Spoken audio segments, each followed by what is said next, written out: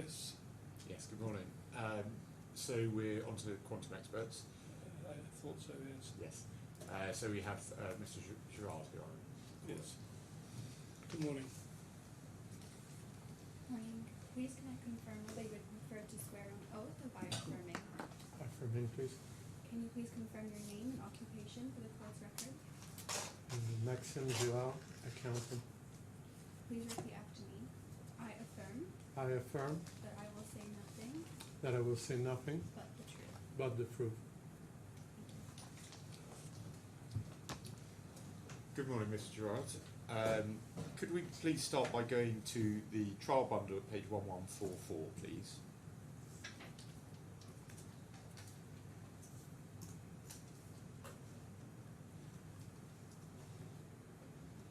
Do you have that? Yes. And is that your expert report? Yes. Can we go to page 1180, please? And is that your signature? Yes, it is. And if we go to 2174, please. This is the joint memorandum, is that right? That's correct. And if we go to 2177, please, is that your signature on the right hand side? Yes. And do the report and the joint expert memorandum on the sections you've completed constitute your true and complete professional opinion? Yes. Thank you. Please, Mr. Orland will have some questions. Morning, Mr. Gerard. Morning. I'd like to begin, please, by understanding what is the scope of disagreement between you and Mr. Thomas. Can I take that claim by claim? So one of the claims is for the additional costs that the claimants say that they incurred as a result of the suddenness of the termination. Do you remember that claim? Yes, I do. And if we look at the joint statement, please, focusing first on the agreed parts, 2178.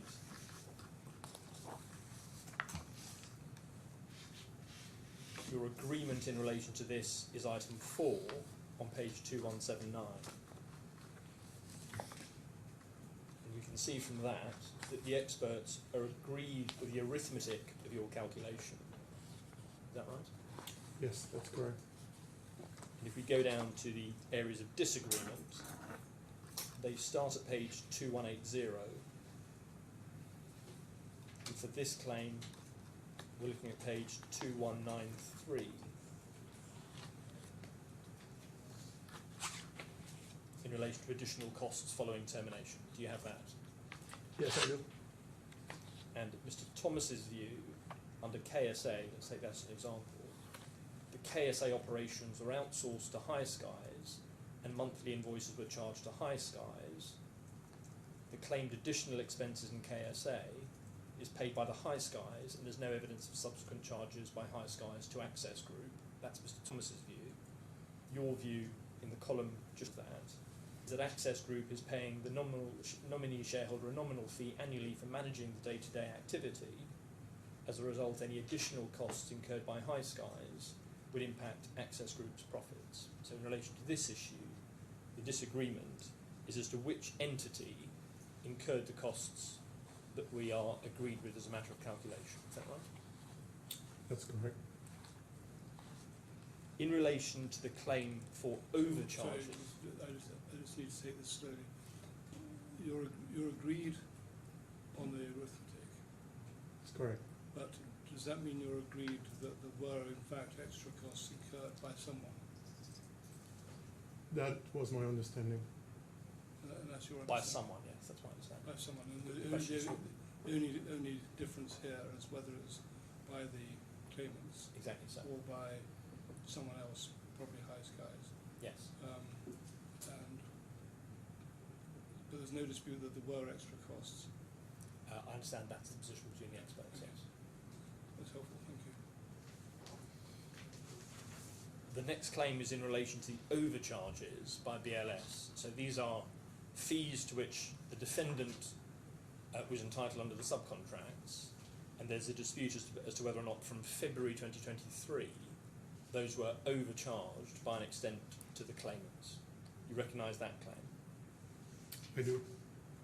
And again, if you go to the agreed issues,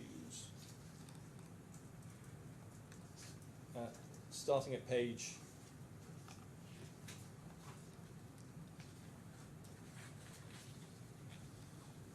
2179,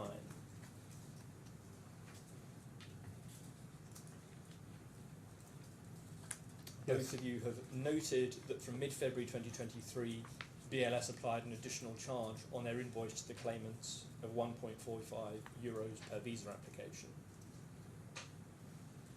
And in the second paragraph, you say that assuming the court agrees with the claimant's position that the additional charge represents an overcharge, the experts agree with the arithmetic. So again, as a matter of arithmetic, it is agreed. It is a question of principle as to whether or not there is an entitlement to that overcharge. Is that right? That's correct. And which case- again, sorry to interrupt, but if I don't interrupt now, there's no halfway house or anything of that sort. No.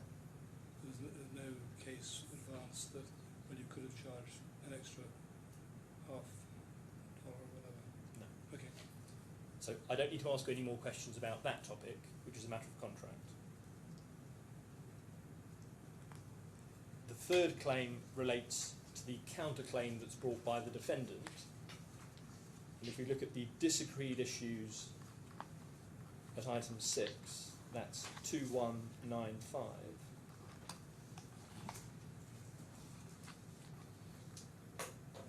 So probably 2194 is where it starts. And in relation to that, your comments are on the second paragraph that you've not been instructed to review the counterclaim. So you don't offer an opinion in relation to that. That's correct. In which case, again, I don't need to ask you about that element. That leaves the loss of profit claim, which is the largest of the claimant's claims. Could we look at agreed issue 2, please, 2178. And under item 2, approach the assessments to assess the claimant's loss of profits. The experts agree that the theoretical approach to quantify the alleged loss of profits would require the estimation of the future profits under the contract. Any future profits would then need to be discounted using the discount rates. So you are agreed as to the methodology of that, estimating future profits and discounting them to net present value. You disagree as to the substance, which I'll comment on in a moment, as to whether the data sets used were reliable and as to which entity was earning the profits and incurring the losses. Is that right? Yes, I think that's a fair summary. Maybe just to add, we also agree on the discount rate that should be used to discount the loss. Yes, I don't have any questions about that. We're not, the discount rate that you've applied to turn it to net present value, nothing turns on. Could I look at a bit more detail as to the disagreement in relation to that? Again, sorry to interrupt. No, not at all. This is why I'm going through it Yeah. in this way, so that we know from the outset. When we're talking about loss of profits, are we combining or treating it as the same equally? Loss of profits because the claimants were no longer put in a position to earn the money on the one hand, and claims that the defendants pushed them out, as it were, by breach of the non-compete clause. Are they both dealt with under this head? They are both dealt under the same heads of claim. I've been instructed to calculate the loss under different loss period scenarios, so I believe some are specific to the non-compete, which I was see. 2 years. Thank you. Yeah. Just continuing through, so the methodology of this head of claim is agreed. If we then look at item 3 of the joint agreed issues, that's page 2178 going over to 2179, we see that assuming that agrees with your assessment, over the page, the arithmetic, so the specific figures you're using, are agreed. So that we're not disputing particular figures that you've used in your calculation. And if I look at the points of disagreement, starting at agreed issue 1, audited financial information, Page. 2178. One of the documents to which you refer are the audited financial statements of the Access Group from 2018 to 2023. You're agreed that those are not compliant with international financial reporting standards. You're disagreed as to the impact of that on the assessment, on the reliability of your financial information. That's correct. And if we continue through, we go to the disagreed issues, starting at page 2181.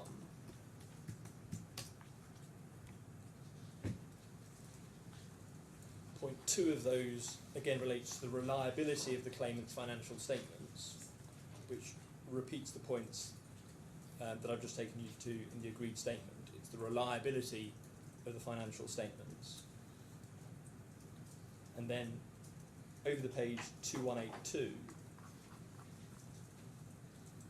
point 3 in that column, Mr. Thomas says that the claimant has not provided supporting documentation such as VAT records, income tax statements or bank statements to authenticate the accuracy of the reported figures. So it is the nature of the documents on which you are basing your calculation. That is an issue. Do you take that to be a dispute?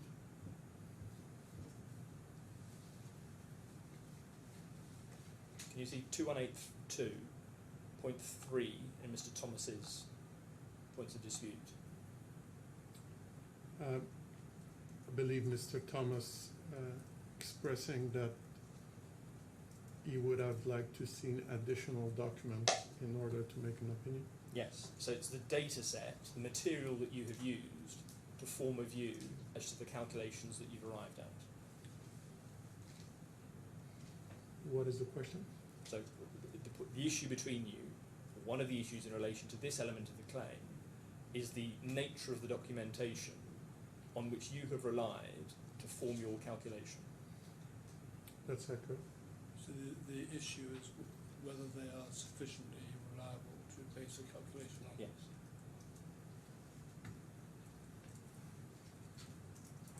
And again, if I go through, Sorry, sir. Would it be possible to have the transcript, or it's not something the witness has? I've got no objection if the witness wants it. If it's achievable.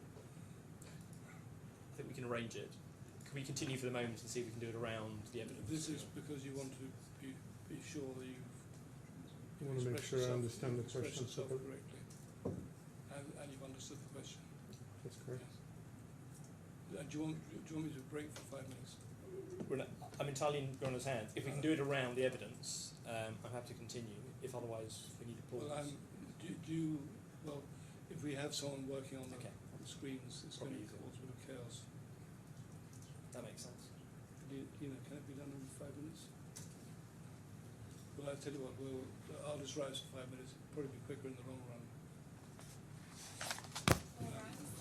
Don't talk about your evidence, meanwhile. I know you haven't got very far, but...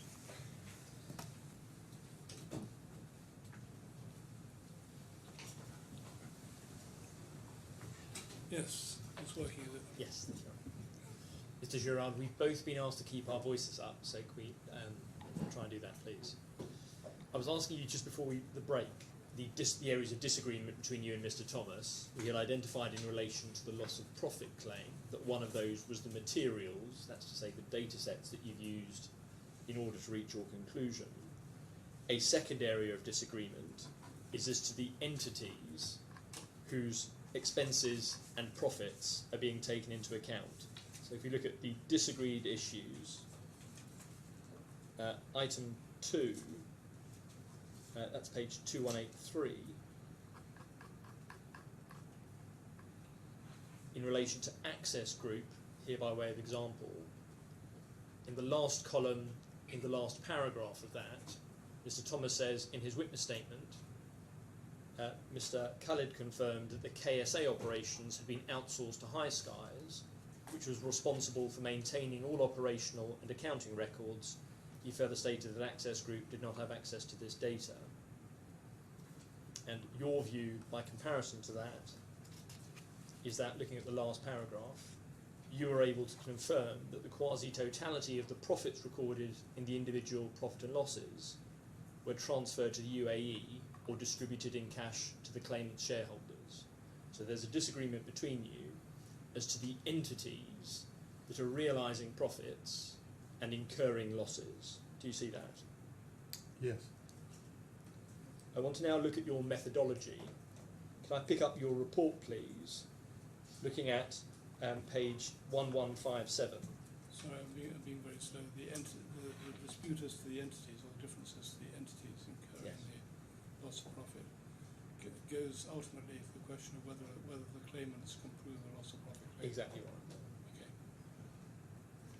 So I'm looking at the section of your report that deals with loss methodology in section 3, and in 3.2.2 you're identifying your objective. Given my understanding that the claimants have earned no profit from the contract since termination, the losses can be quantified as the operating profit that the claimants would have received under the contracts but for the alleged breaches. So that is what you're seeking to identify. Is that right? Yes. And those are profits realised by the claimants, not any other entity. But in this case, it's not only the claimant. Well, could I look at that paragraph? Identifies the operating profit that the claimants would have received. Do look at 3.2.4, please. My assessment involves calculating a loss of profit for the claimants in 4 different regions under the Spanish contracts. And if we go to 3.3.1 on page 60, you say my assessment involves calculating a loss of profit for the claimants in several regions. So your objective in this report is to identify the claimant's losses as a result of the breach of the subcontracts. Isn't it, Mr. Girard? Yes. And in order to do that, if we look at back to page 1157, at paragraph 3.2.4, you start discussing financial information that's available for that exercise. Yes? Correct. I'll come back to that in a moment. I just want to continue through your methodology and see how we get there.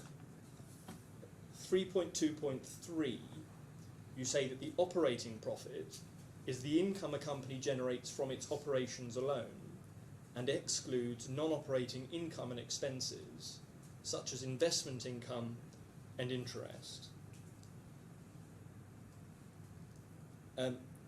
By investments, do you mean investments in subsidiaries?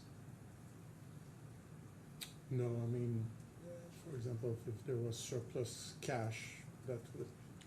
Can you speak up? The transcribers are having a problem hearing you. Yes. So in terms of investment incomes, what I'm referring is something that has nothing to do with the operation of the business. For example, if there's surplus cash in the business and there's interest that is earned on that, that would not form part of my assessment. So that's one form of investment. Would it not include investments in other companies and in subsidiaries?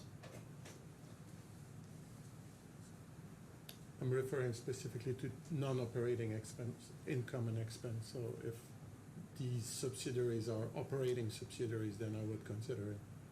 And why is an investment in another company not an excluded item under this definition?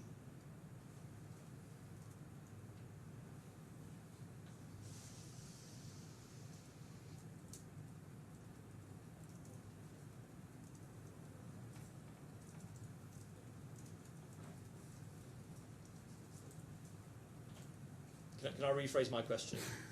You're looking for operating profit, That's correct. and you're distinguishing between operational profits and investments. Yes? Yes. Now, one kind of investment might be investment in non-operational financial investments. Would that be right? That's correct. Would that not include investments in other companies? Would include investments in, for example, public company where you're earning dividends, so which are not operating in terms of the business. But if it's subsidiaries or something similar, then I would take that into consideration. And why is that? I'm calculating the loss under the contract, right? So what's relevant is what the business is generating as profit, either through is revenue that goes directly in the business or that flows from the subsidiaries, for example. For the two companies that you're analysing, that's to say Access Group, the first claimant, and ProX, the second claimant, it doesn't have any subsidiaries, does it? That's correct. And so if we just look at one of the accounts to understand what we're looking for in operating profit, could you look first, please, at 1309? One of the documents Is this the main bundle? in the main bundle, Your Honour. 1309. This is one of the documents that you exhibited to your report, which are a set of financial statements for the first claimant for the year ending the 31st of December 2023. And you produced these for a number of years, yes? That's correct. Could we look to the statement of income, which is at page 1315?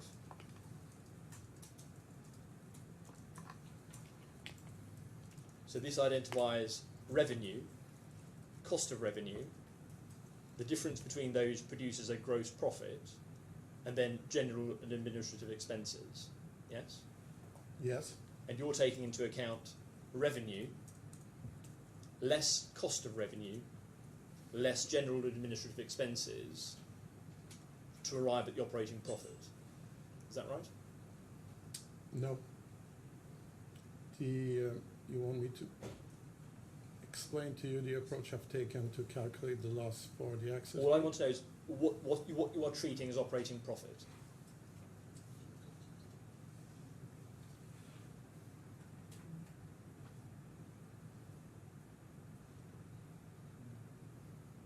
So the operating profit in this particular case is all the profit that was transferred from the related party entity into Access Group, and there was some particularity with regards to Ghana and Iran that some of the profit could not be transferred directly to Access Group, so the money was taken out in cash from these entities directly to the shareholder of these entities, which are the same shareholder as the Access Group.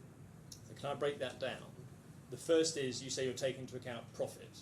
Now, profit is a difference between revenue and some form of cost, isn't it?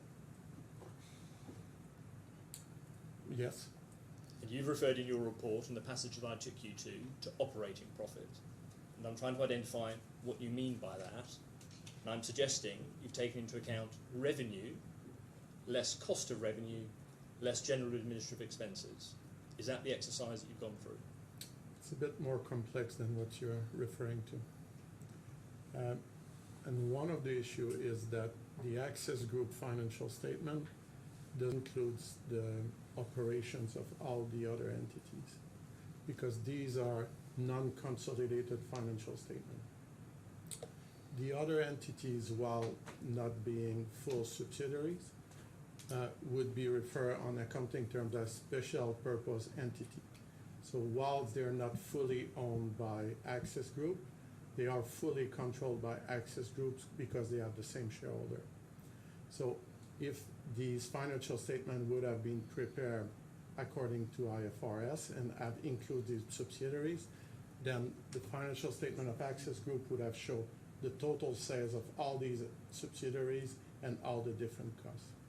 Because they're not, again, consolidated, what these financial statements are showing of the Access Group, which I have not used specifically for the purpose of my assessment because of that, what they show in terms of revenue, the revenue is actually all the profit that was transferred from the other entity, plus the BLS cost. And what the cost of revenue show is the BLS cost, because the BLS costs were paid from Access. So you have the operating entity, Saudi, Ghana, and Iran, that has revenue and costs and a profit. That profit is sent across to Access Group. In addition to that profit, also the money to pay Access Group is also sent to the Access Group. The money to pay BLS.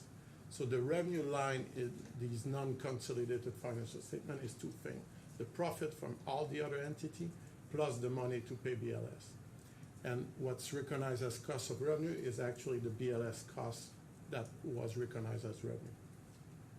So breaking that down, it follows from your answer that you've not taken into account just the claimant's profits, you've included profits from other entities in each jurisdiction, haven't you?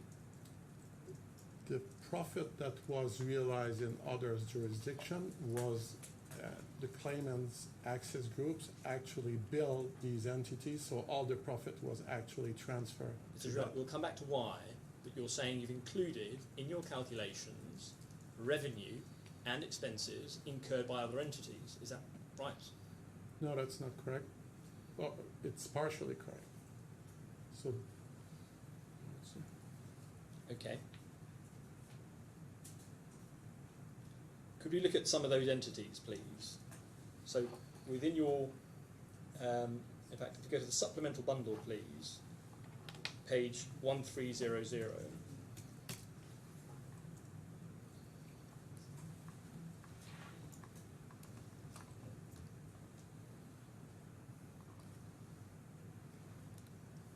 One of the entities is Vis-a-Vis Travel Ghana Limited, for which this is the certificate of registration. Do you see that? yes, I see that. And that is an incorporated company in Ghana. If we go through to 1301, we have an extract from the registrar, from the Register of Companies in relation to this company. Do you see that? Yes, I do. If we continue down to page 1306, you see the shareholders are Mr. McCull and over the page Mr. Kamuni. Do you see that?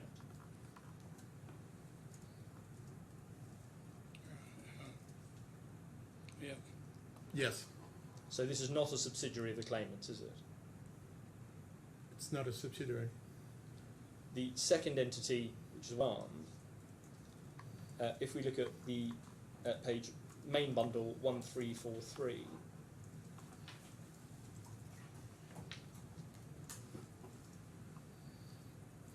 this is a notice of establishment in relation to Safar Gostaran Rastin, I'll call it SGR, which is established as a limited liability company. Do you see that? Yes, And down at the bottom, we see the names and capital contribution of partners. Again, Mr. McCull and Mr. Kamuni. Do you see that? yes, So this is not a subsidiary either, is it? that's correct. But you've included the revenue and the costs incurred by both of these entities. Is that right? What I included. Within your, you've taken into account revenue earned by these companies and incurred by these companies. So these company under the contract add revenue and expense to coming from the visa processing, and the net of that was the profit. And what they were doing is that profit was transferred to the UAE entity, and you could see that in the revenue line as part of the revenue line, and some of that profit was extracted in cash from that entity. You started that answer with, so these companies under the contract, what contract are you referring to?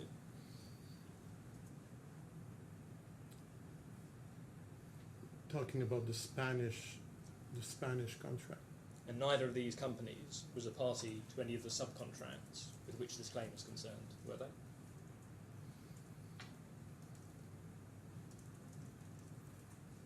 What subcontracts you're referring to? What the contract that you've identified, you said talking about the Spanish contract And I'm suggesting to you that neither of these entities was a party to that contract, was it? Yeah, that's my understanding, that the claimants, which is not unusual when you're dealing in other jurisdiction, that they set up these companies to operate and fulfill their obligations under the contract in these specific countries. So what is the legal basis that entitles you as an accountant to recognise the profit of one of these companies as the profit of the claimant? As I mentioned earlier, the profit, the claimant's Access Group has billed these companies a certain amount, so the profit is actually transferred and was deposited in the Access Group. Well, can I just pause there? So you're saying there was some bill that was raised by the claimant to one of these companies that justifies the treatment in the way that you've done it? That's correct. If you raise a bill to this company, then you realize a revenue and a profit. Okay, thank you. Could you go then back to your report and continue through your methodology? I'm looking at 1160.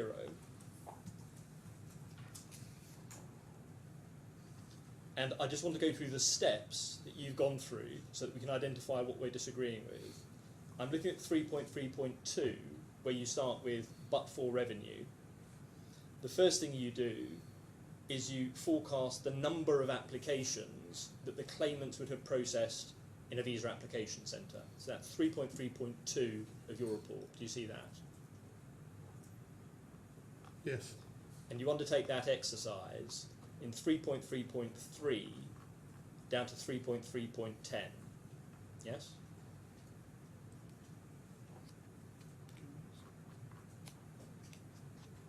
Yes. So once you've identified the number of applications, you then multiply that by the estimated future revenues per application. So you do that at 3.3.11. You see that? Yes. So you're multiplying number of applications by the revenue per application, and then you estimate a profit margin, which you start at 3.3.15. You see that? Yes. So having identified the revenue from each application, you then identify the profit margin that results in the profit to whoever is earning that revenue. And then at 3.3.19, you extrapolate that for a number of periods. Is that right? I wouldn't use the word extrapolate, but I calculate this loss of profit for different periods. And each of those periods, that's not an accounting exercise, that's simply periods that you've been given and reflect a legal scenario as to the period over which the claimant is entitled to payment. Is that right? That's correct. Once you've done that, you discount the future revenues, so 3.3.21, to create a net present value of those revenue streams. Is that right? Yes. And you make a number of other accounting adjustments. So, for example, in relation to inflation and currency. So, 3.3.20, you refer to your assessment date. And then you make a currency adjustment. Is that right?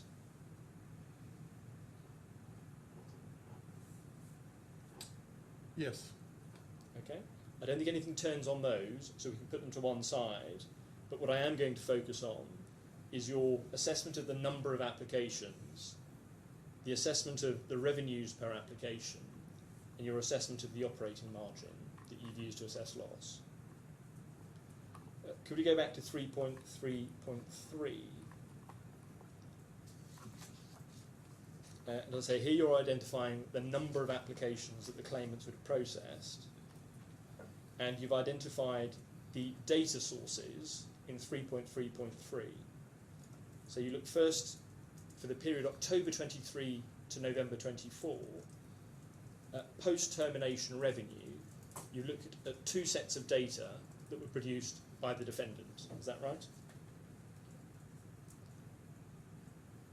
Yes, the contract was terminated in September, so for the first period, so in order to assess the number of applications that would have been processed by Access, I look at the actual data of applications that were processed by BLS. And I was provided with the actual figures for the periods of 13 months from October 23 to November 24. I want to have a look at one of your exhibits just so that we can get a sense of what that data is. Could you look please at supplemental bundle 2265?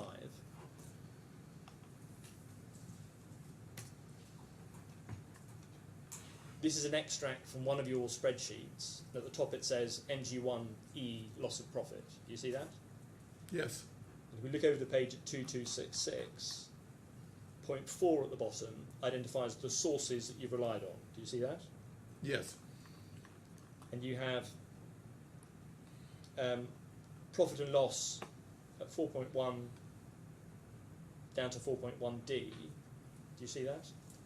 Yes. And so what you've taken here is for each country there is a summary of the profit and loss that would have been earned in that territory. Is that right?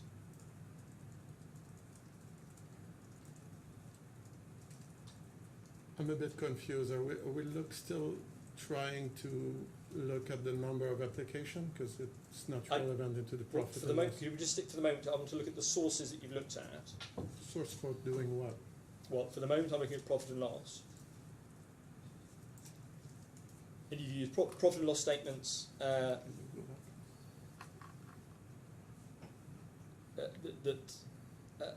in sources 4.1 down to 4D.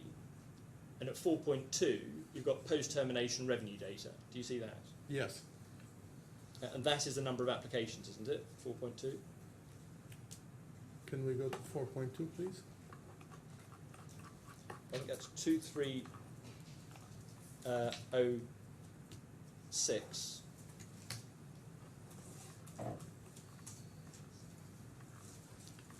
This introduces the revenue tab.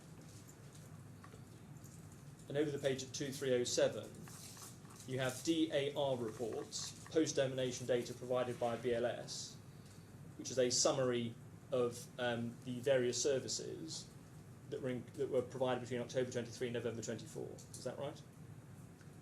That's correct. Second column, you can see the application count for each of the country. And then if I take you to 2310,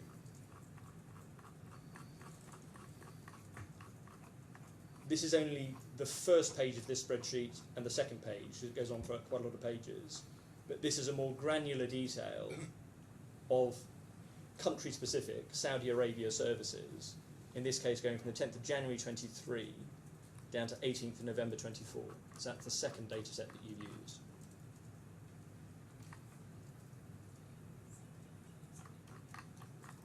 Yes, I had to use two data sets because the first one that we looked at, I think it's 2307.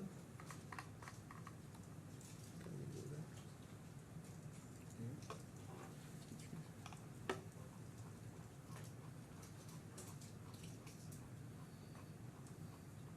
So this one did not have a breakdown by period, so it was for the full periods of 13 months.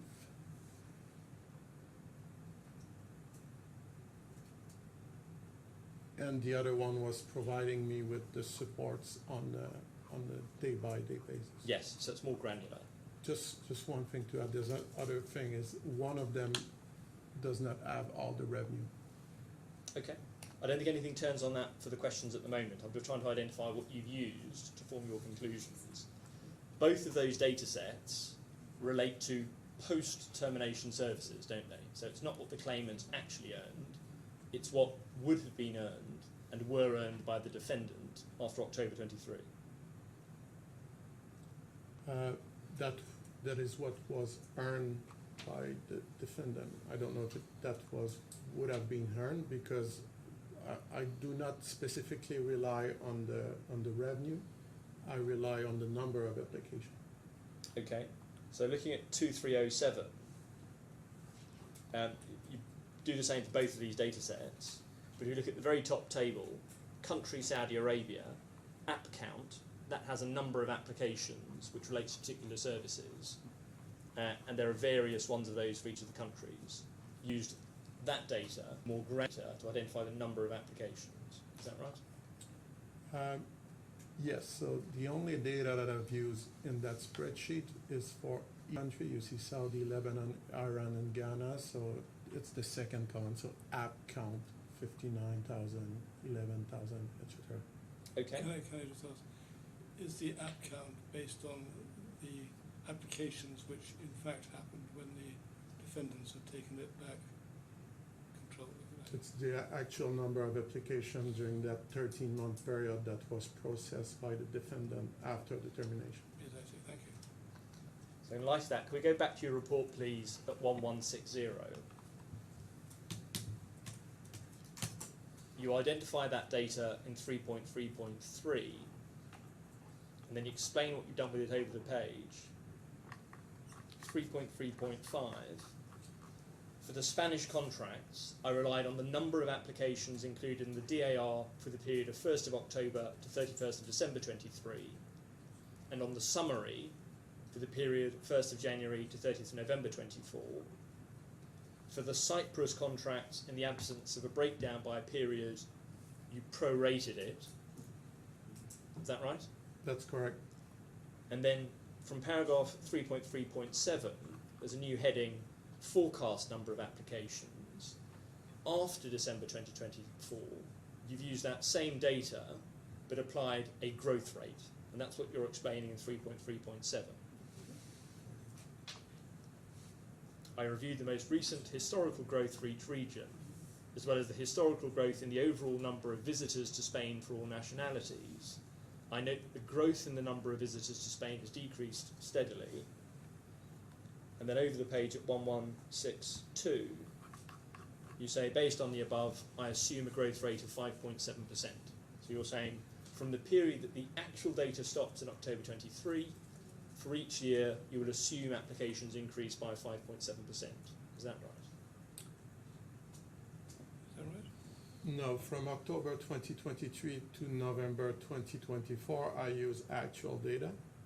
And Yes. so because I didn't have any actual data post-November, then I used the market data to assess the future growth. So for the first year, I used 5.7%, and and for all the other years, I used 2%. Right, sorry. Okay, so I think we're agreeing on the principle, but just the figure that I got wrong. For the first year, it's 5.7, and then you assume a growth rate for subsequent years is 2.3. Yes. Okay. Silly question. Remind me what DAR is. Daily application reports, or something like that. Sorry? Daily activity report. Right. I wrote it down because I knew that was coming, and then I couldn't find it. So that's the number of applications. Could I look now at the revenues per application? If you go back to your report at 3.3.11, this is page 1162, you say there, to assess the future revenue per application, I first consider the historical revenue per application generated for each region, being the 9-month period preceding termination, so 1st of January to 30th of September 23. So you've taken the claimant's figures for a 9-month period immediately before termination, and you identified the total revenue and the total number of applications. Yes? That's correct. And you divide the total revenue by the number of applications in order to obtain a per application revenue. Is that right? That's correct. And then in order to develop an estimation of the future revenue per application, I've reviewed the historical growth and forecasted inflation data. And at 3.3.13, you identify the compounded annual growth rate that you've used for the assumed growth of the revenue of each application in future years. Yes?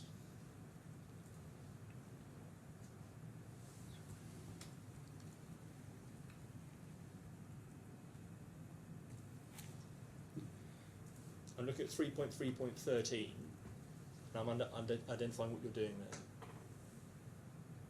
Yes, so after establishing the revenue per application for the most recent period that was obtained by the claimants, I look at the growth, historical growth. Is that back to the 5.7%? No. No, we're at 3.13, so the historical growth for the last 5 years, depending on the region, range between -1% and 3% for an average of 2%. So I apply 2% growth in terms of the average revenue per application going forward. Now, nothing between you and Mr. Thomas turns on the specific growth rates. So the figures, the 2.3 in respect of revenue per application and the 5.7 first year, we don't need to be concerned about those numbers. But I do want to have a look at the process that we've just gone through to see how the output is generated. I'm going to hopefully share a screen.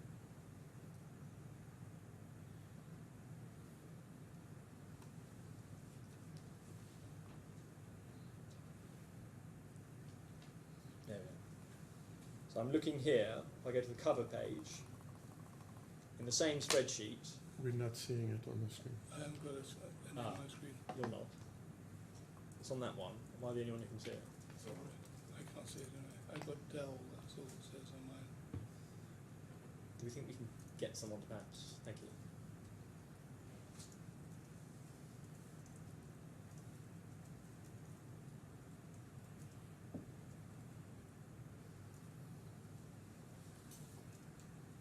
See if I can do something else in the meantime, but I don't think I can.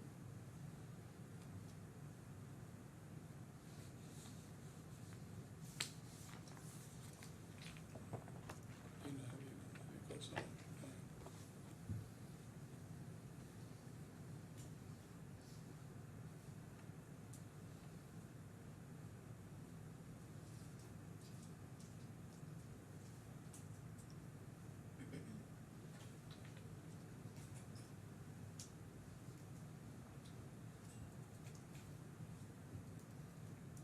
So while we're waiting, can you just tell me, we were looking at 3.3.13.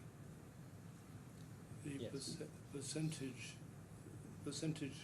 growth rate is a growth rate in applications or in, There are two separate growth rates. Yes. One that applies to the number of applications. and that's the one at 3.3.9.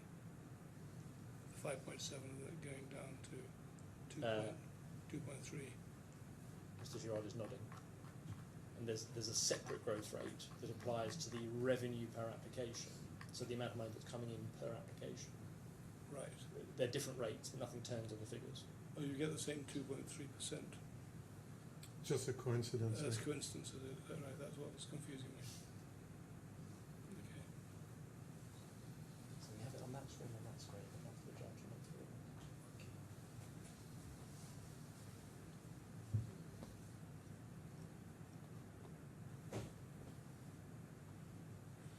And why does the growth per applicant, sorry, the growth of revenue per application? I understand it's inflation based, but is there, so the weighted average cost of capital, which is used to formulate the growth rate for the revenue per application, is there a particular reason that that's been chosen?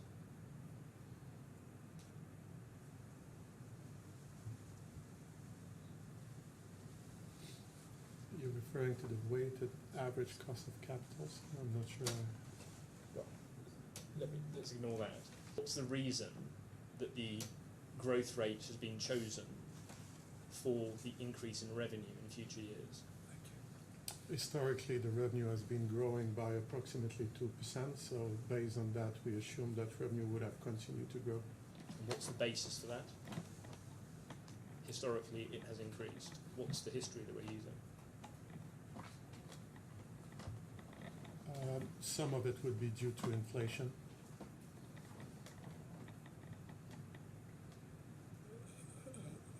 You may need to explain this to me a bit more. I don't think that nothing turns on that growth rate. No, I just don't understand if the revenue the revenue per application Isn't that fixed? Not for the value-added services. Oh, it's the value-added services. Okay, right. Okay, I understand now. I thought it was for the visa applications themselves, which I thought was a fixed, Yes, subject to argument about. that element is, but I understand it's for.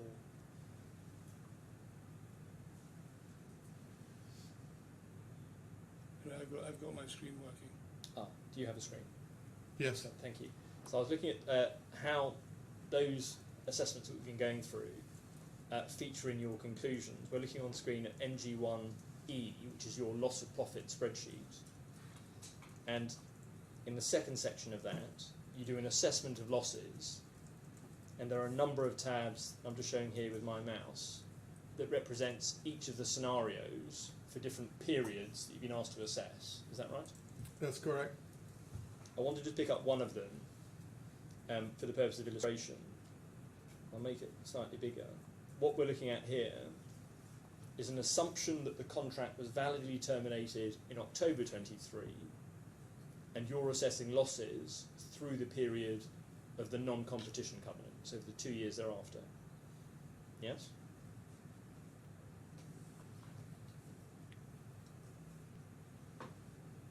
Yes.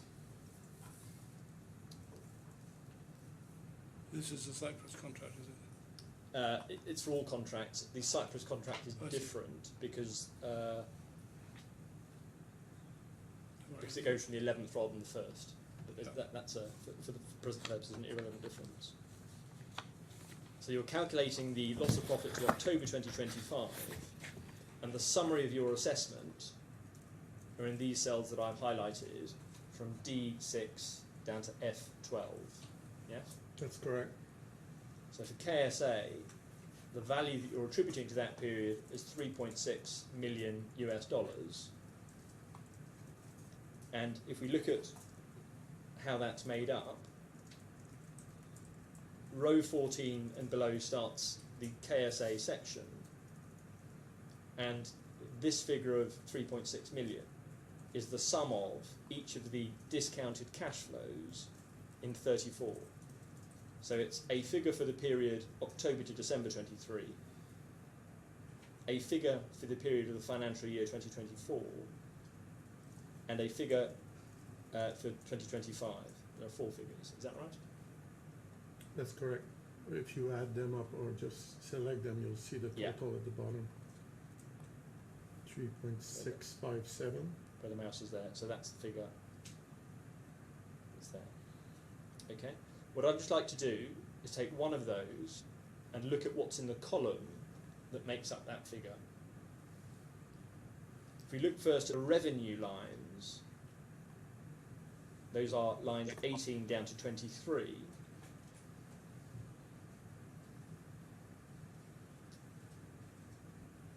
You're looking at the number of applications and the revenue per application, so the exercise that we've just gone through.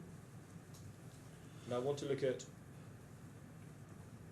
cells G19 through to L19. For the purpose of this data, you've used the daily reports that created by the claimants to identify the number of applications. That's right?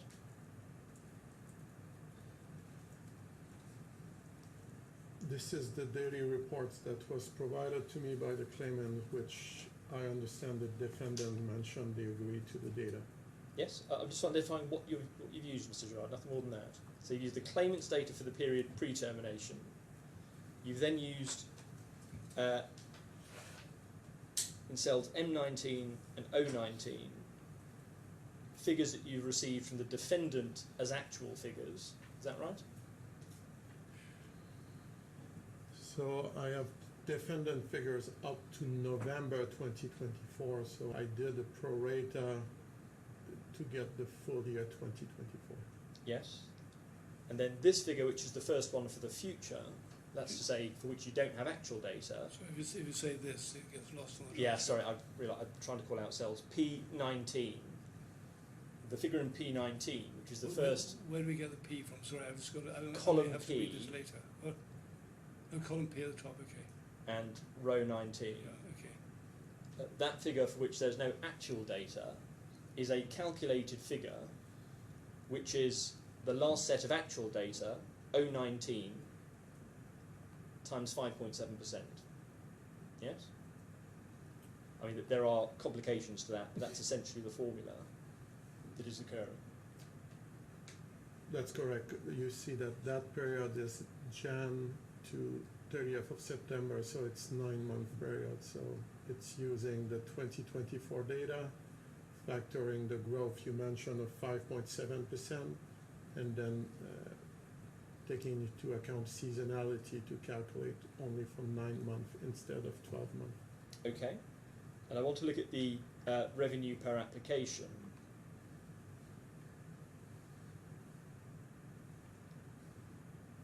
The revenue per application, which is line 21, you have, if I take 2008 as an example, you divided the total revenue in cell G23 by the number of applications in G19. Is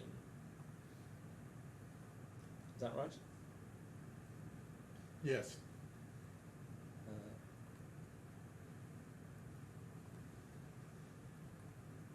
So the blue arrows are showing the precedents that result in that figure.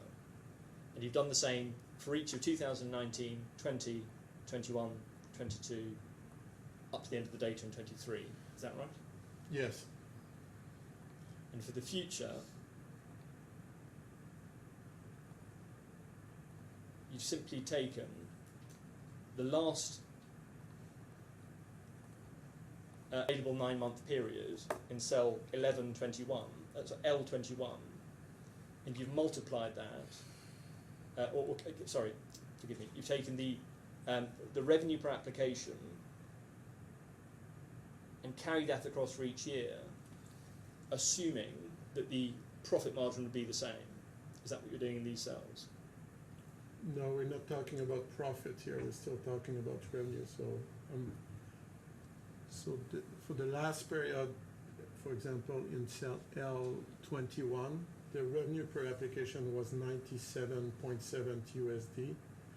So I used the same figure for the remaining of 2023. And then for 2024, I increased that by 2.9% to get to 100, another 2.9% to get to 103. Okay, so that's these cells O21 and O22 for 2024, and then P21 and P22 for 2025. That's correct. Could I look at what the source is for this data? So let's take the period, the 9-month period, 1st of January to September 2023. The total revenue, L23, comes from a profit and loss document that's been given to you by the claimants. Is that right? So yes, that figures was corroborated to the DAR, which the defendants agrees to. So just so we are on the same page, revenue historical up until 2023 and number of application is agreed between claimants and respondent. So the figure for total revenue and the figure for number of applications, the figure for total revenue, which you've then divided by the total number of applications, comes from a profit and loss spreadsheet that your client has produced. That's SB 2296.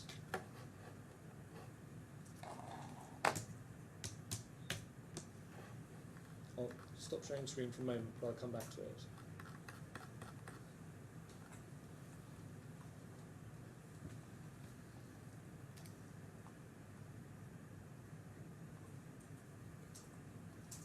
Do you have supplemental bundle 2296?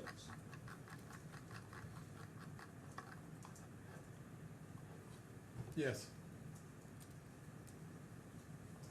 So I'm just bringing it up.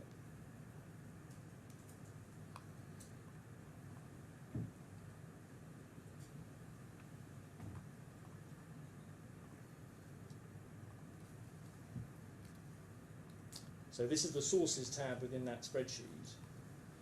And over the page at 2297 is the P&L document that draws from. And over the page at 2298 is the example for KSA. P&L, Profit and loss. O-N means and. Yes. Okay. 2298 is the extract from your loss of revenue spreadsheet. You see that? The extract from my loss of revenue spreadsheet. 2298, this is one of the tabs in your loss of profit spreadsheet.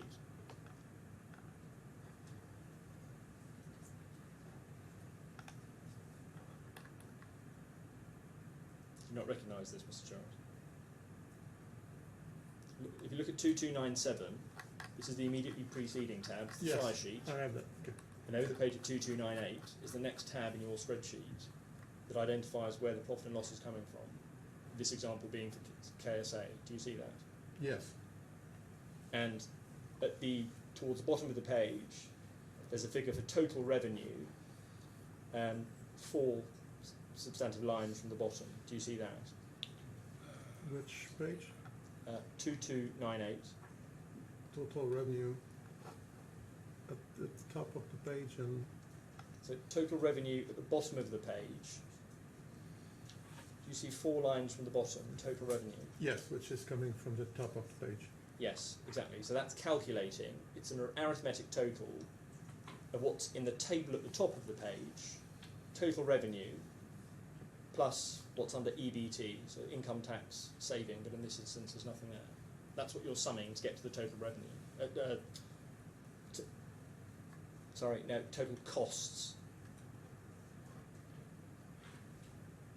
So you've lost me now. Right, let me restart that bit. Let's look at total revenue. 6124,502. That's drawing from the revenue in the table at the top, the first line, revenue. Do you see that? I do. Can I suggest that we go on the Excel one where we see, because I guess this is what you're looking at, right? You see the formula.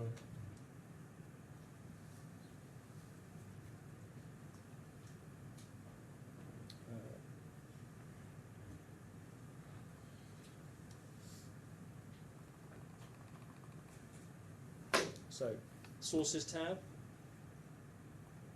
P&L, and I was looking at 4.1a, which is the KSA.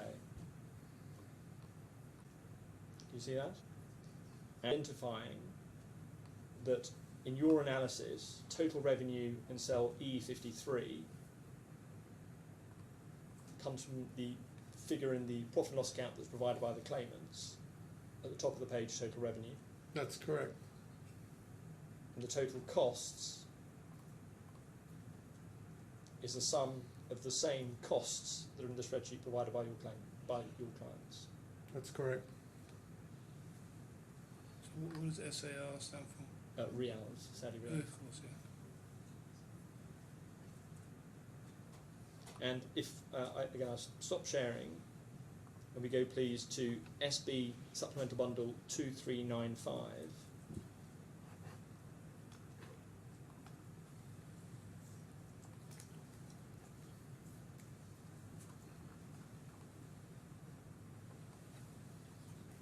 This is the raw document that you received from the claimants, yes? Can you scroll down?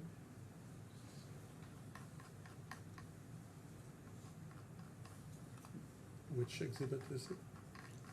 It's not. This is the raw document in the documents bundle, and it's in respect of Kingdom of Saudi Arabia, showing in this case the profit and loss month by month, through January through to June, and then continuing through the following pages. But this is the raw document that you received. Yes. Is it an exhibit to my report, sir? No. I'm just identifying that that is the source of what is in the spreadsheet that you've used in the spreadsheet I've just taken you to. Can we go back to the spreadsheet? Source would be at the bottom and it would refer to one of my exhibits.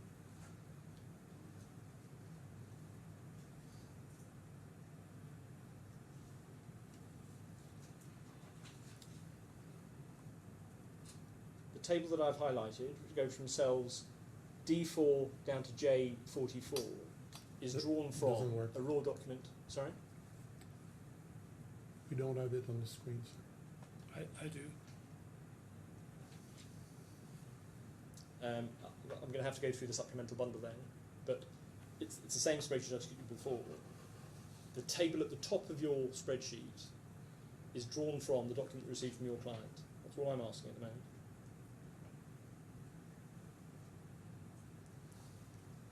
Which table? Can you start over again, please, sir? Because I don't see. Well, let me go back to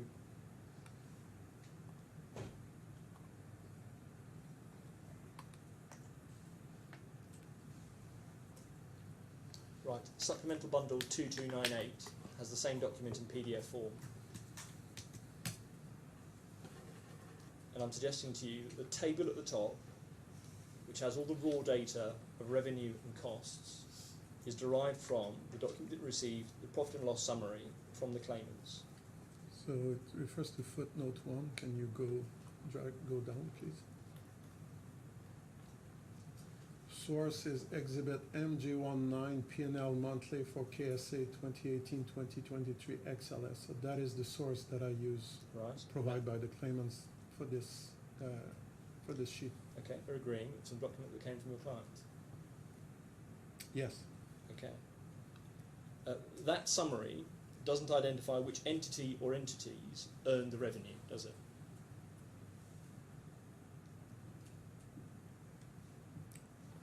Which, sorry, The document that you just looked at 2298? and the raw version that I took you to, which is 2298.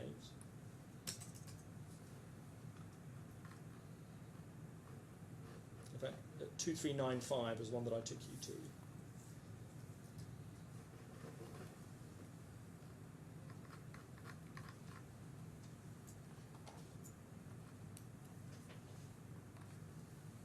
It doesn't identify which is the entity that earned this revenue, does it? That particular spreadsheet note, the clients confirmed that these were the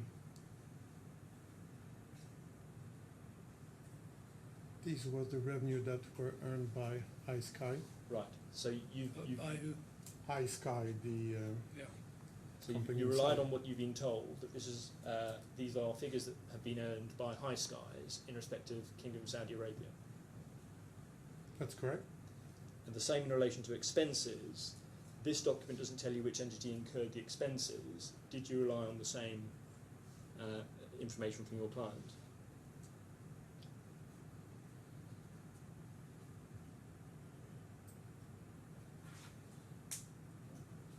Yes, Okay. and you are aware that we also look at supporting documents for the two main expense, which are the rent and the salary, where for some of them we could see that it was paid by High Skies. Okay. You have not seen individual ledgers from the claimants to show what is in the revenue and, for example, salaries, security, rent ledgers of their accounts, have you?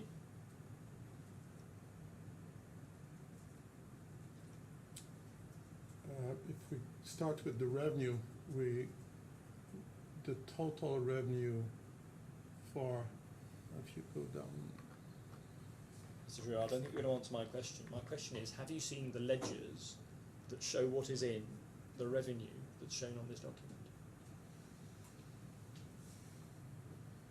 no, Have you seen any ledgers to show any of these individual expenses, salaries, BLS, translation, booking? Have you seen any accounting ledgers for that? when you refer to ledgers, you mean, The books of account of the claimant. no, Have you seen, in relation to revenue, any primary documents to show who received that revenue? Bank account statements, invoices.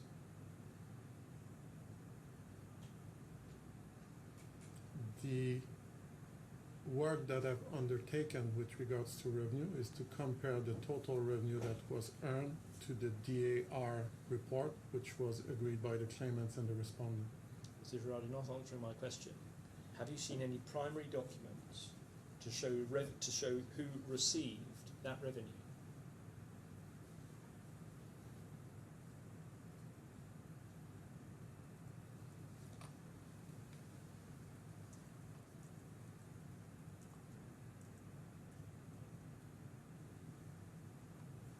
Gerard, do you have an answer for me?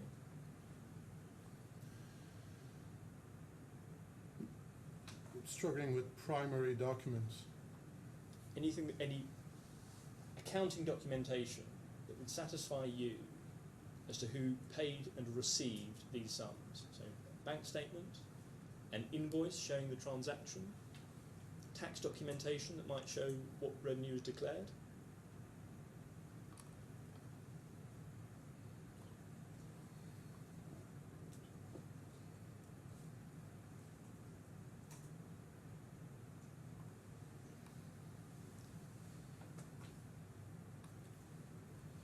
So, specifically regarding to payments, because you said paid and received, as I mentioned, I look at the two main expense, which were rent and salaries.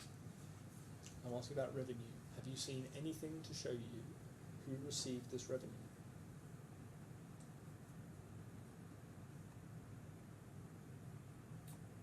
I've been provided with that P&L, Right, so the document I've just taken to you. yes. So I've not looked at anything else than the DAR to confirm the amounts of revenue for that entity. Okay. Could you look please at 1182 of your report?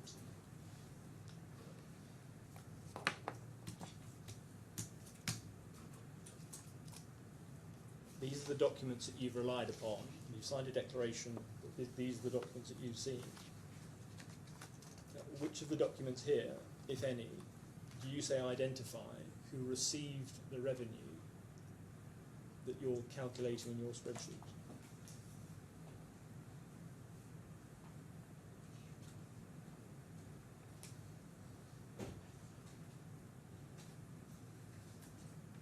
It's none, isn't it, Mr. Gerard?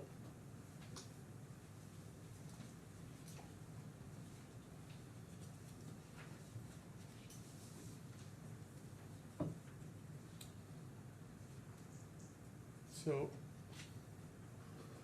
I asked the claimants to provide me with the financial statements of their operation in Saudi. They provided me with a profit and loss statement showing revenue and expenses.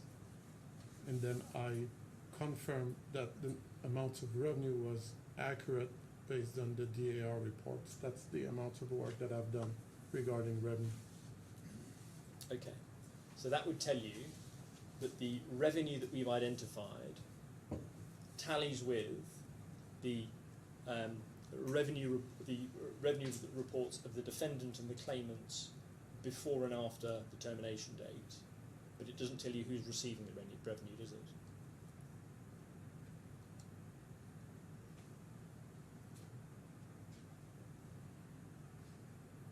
That's right. I don't think it's a difficult question.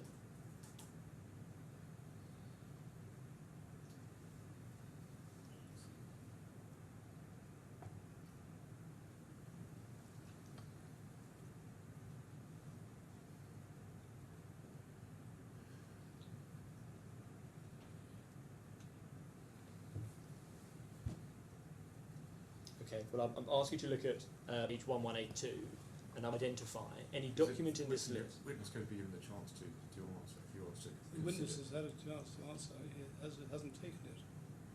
Well, I think he may have been looking at the document, thinking about it. Well, do you have an answer to that previous question? I was trying to answer it, but and then we moved on. But It's not a difficult question, I don't think.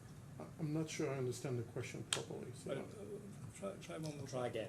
I'll tell you what, I'll do it by reference. The 1182, which is hopefully still on your screen, which is all the documents that you've looked at to produce your opinion. And I'd like you to identify which of these documents you say shows which entity received the revenue that you have analysed. when you say entity, you mean either Access Group, either ProX, either vis-a-vis, is that what we're talking about? Yes, who received? No, I've not looked at, Okay. none of the documents confirm the receipts of revenue. Thank you. So in the course of your opinion, you have assumed that all of the revenue in the P&L statements was earned by the claimants. That's right, isn't it?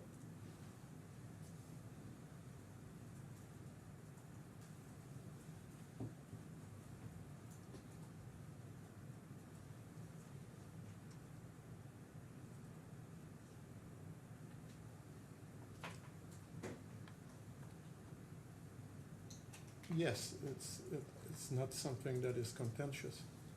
You've assumed that all of the expenses in your analysis were incurred by the claimants. Is that right?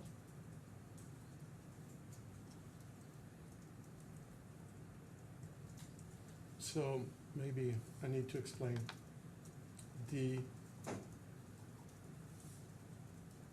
P&L that I've received showed that vis-a-vis the Saudi entity received revenue and incur expense.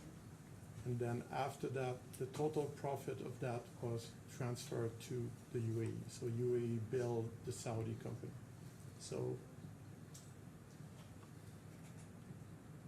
the profit used to be in the Saudi company was transferred in the UAE through billings between the two entities. So the profit ended up being in the UAE company. So essentially, I consider that the revenue and the cost then, which the resulting is the profit, ended up in the UAE. So I consider the profit, yes.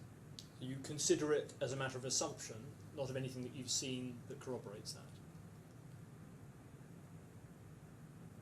No, the Access Group UAE entity has audited financial statement where all the money that came into that business was audited.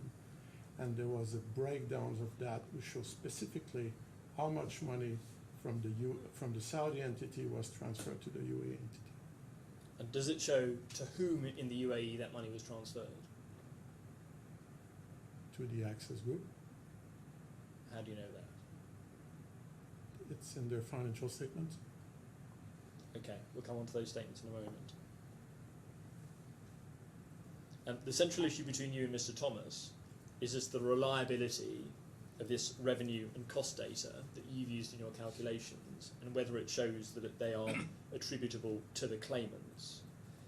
Could we look at your report, please? And I'm going to 1158. And you're considering here, if I just go back one page, 1157, so you can see the heading. This is the section of your report dealing with the financial information available. And I'm asked you to look over the page at 1158 to ProEx. And you say that the Spanish contract in Lebanon was performed through ProEx. The claimant confirmed that no contemporaneous audited financial statements were prepared on an annual basis for ProEx. For the purpose of the dispute, ProEx retained the services of Mr. Casas, a certified public accountant auditor who performed an audit for the years 2016 to 2023.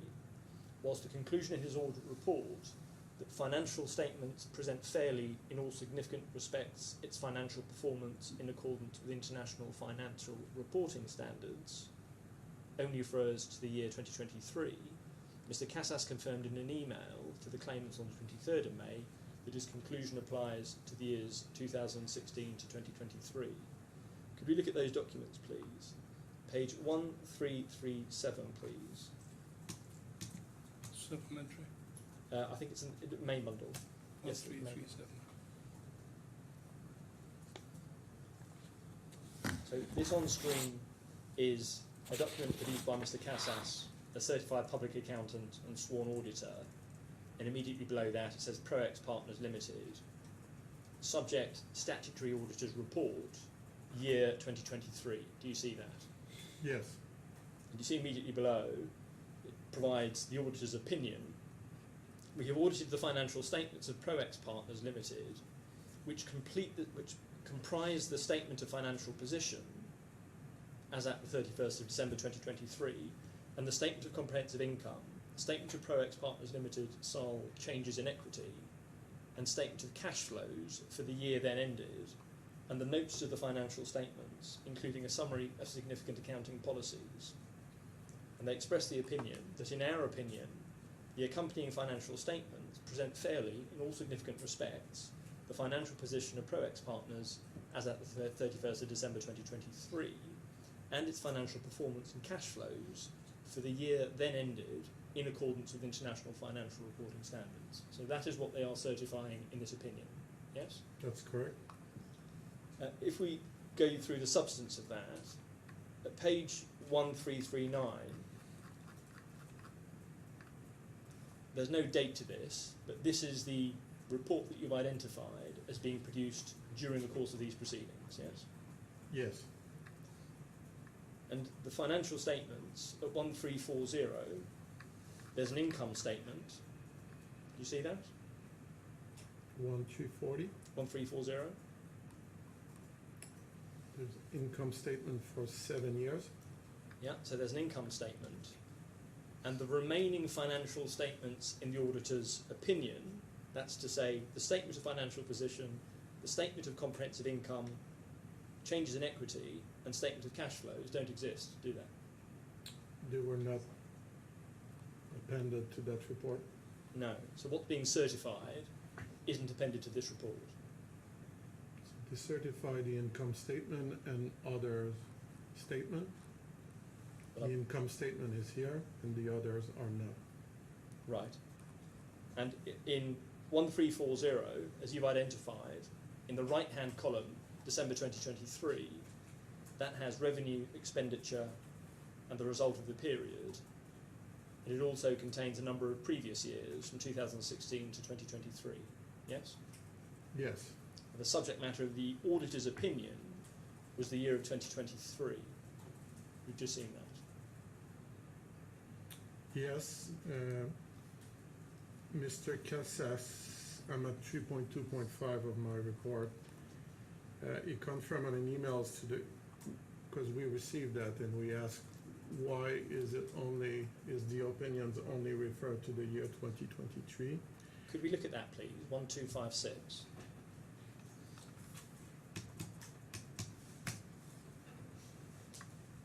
So Mr. Casas writes this email in May 2025. He provides a date for his report, 27th of May 2024. He's asked to confirm that his opinion relates not just to 2023, but for all years 2016 to 2023, and he confirms that. And he's asked that while Mr. Casas refers to the statement of financial position and so on, that Mr. Casas only audited the income statements, and his response to that is the reference to the complete financial statements follows standard reporting language, but we acknowledge that the audit scope was limited to income statements during that period. So that's what he's telling you in this email. Yes? We're telling the claimants. That's correct. Could we look at page 1312?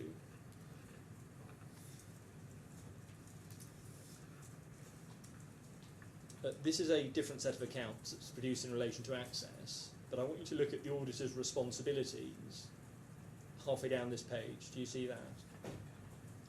And they say, our objectives are to obtain reasonable assurance about whether the financial statements as a whole are free from material misstatement. Reasonable assurance is a high level of assurance. Do you see that?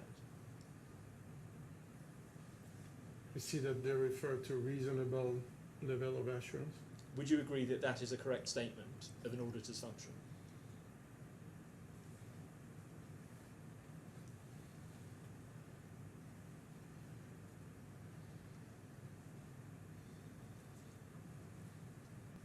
Mr. Freer, I don't think this is a complicated question. I'm not an auditor, but this is something I've seen in other auditor reports, because earlier you referred to another level of, you use another word for assurance, so All I'm asking is this a fair statement of the responsibilities of an auditor? yes, And you agree with Mr. Thomas that the ProEx account that I've just taken you to was not compliant with international financial reporting standards, don't you? we go to the joint expert report, first page, please. Yes, so it starts at 2174. If we go to 2178,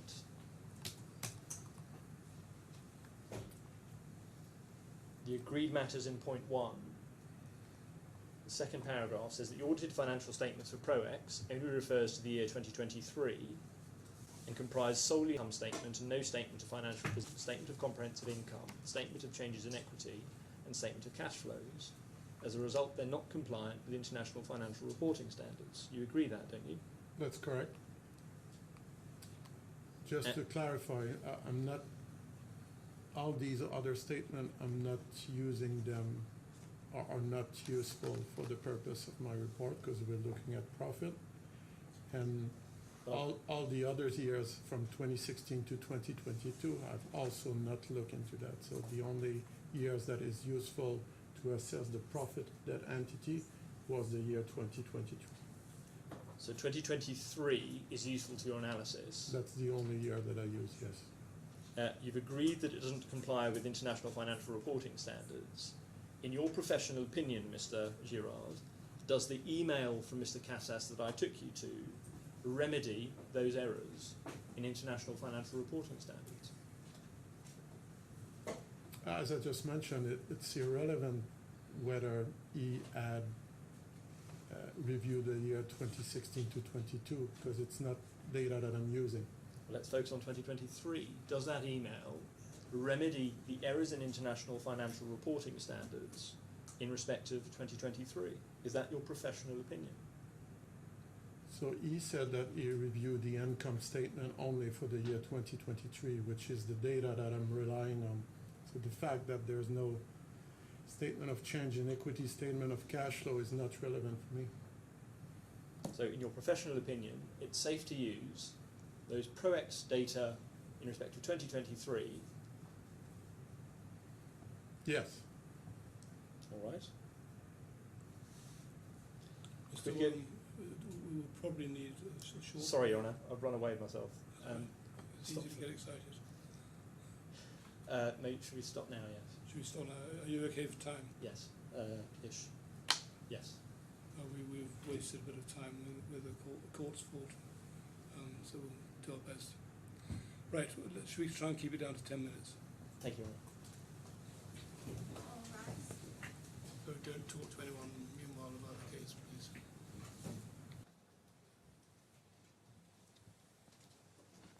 Yes, go on. Mr. Girard, I was asking you before the break about the ProX accounts, and I want to go back to your report in which you're dealing with that. Would you look, please, at 1158?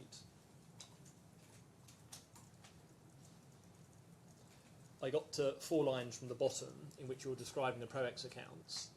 In the last 4 lines, you describe a corroboration exercise that you undertook. And you say, I have corroborated the annual revenues to the daily activity reports and the BLS costs to BLS invoices on a sample basis and found no discrepancies. You then describe that, if we go to page 1183, in an appendix to your report, paragraph 1.1.1, you're describing that your corroboration related both to revenue and to the operating margin, yes?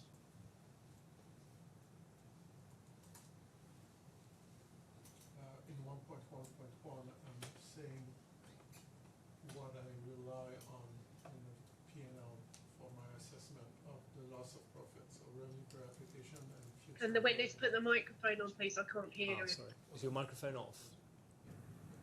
Do you want to start that again, that answer?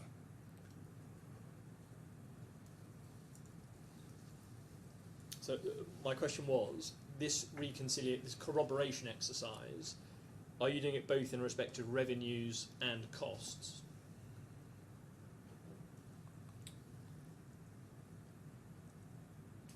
So for ProAct, as you showed earlier, the reconciliation was done for revenue and BLS costs. For the other entities which I did not have audited financial statement, which is Saudi, Ghana, and Iran, I also did corroboration on the major costs, which were salaries and rent. Okay, could I look through that exercise? At 1.1.2, you say in the 3rd line from the bottom that your focus is on the period January to September 2023 because that's what you use in your calculation to extrapolate into future years. Is that right? Sorry, what page are you on? It's page 1183, paragraph 1.1.2, Okay, and it's the last 3 lines of that. yes, thank you. So you're focusing on this period, the 9 months, because that's what you use to identify the operating margin, which you use in future years. That's correct. And I want to focus for the moment on the reconciliation that you do in relation to trial balances and revenue, so points 1.1.3 A and B. That starts over the page at 1184. And you describe the trial balance corroboration. You say, to produce the annual P&Ls, which I rely on for Iran and Ghana, Access Group extracted trial balances from its accounting system from 2019, where records were contemporaneously kept, and then summarised these trial balances into P&L format. You say, to ensure that the trial balances has been correctly transposed into a P&L, I've reconciled the revenue and total expenses from the trial balances to the P&L.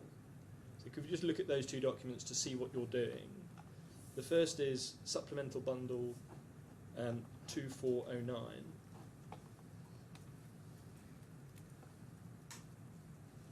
This is the document that I took you to earlier, the profit and loss summary that's produced by your client. You recognise that, yes? Which entity is that, sir? I think this Lebanon. No? Well, I'm not sure it matters for the purpose of my question, but do you recognise that this is the first document that you're referring to? So this is Iran, I think, IVAC. Yes, this is the P&L, Okay. profit and loss statement or income statement. And the second document is at 2415. This is the trial balance. Of the supplementary bundle again. Supplementary bundle.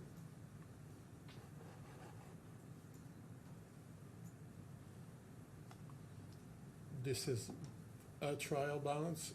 I don't know if it's the one that, It's the second class of document that you're referring to in the appendix that I took you to. that's correct. I reconcile trial balance, which is this, which includes for all individual accounts and their total, to the P&L, which is a more summary version of that trial balance, which would group different accounts together.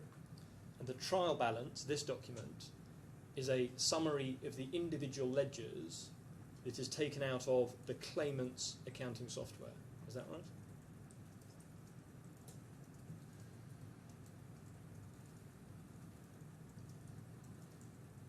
Yes, And you've compared that against the profit and loss summary from which this trial balance was used to create. Is that right? yes. What's the purpose of that exercise? So the trial balance is the output from the system. From that output, the clients prepare the profit and loss statement, which is what I'm using. So I wanted to make sure that they transpose the figures properly into the Excel profit and loss statement.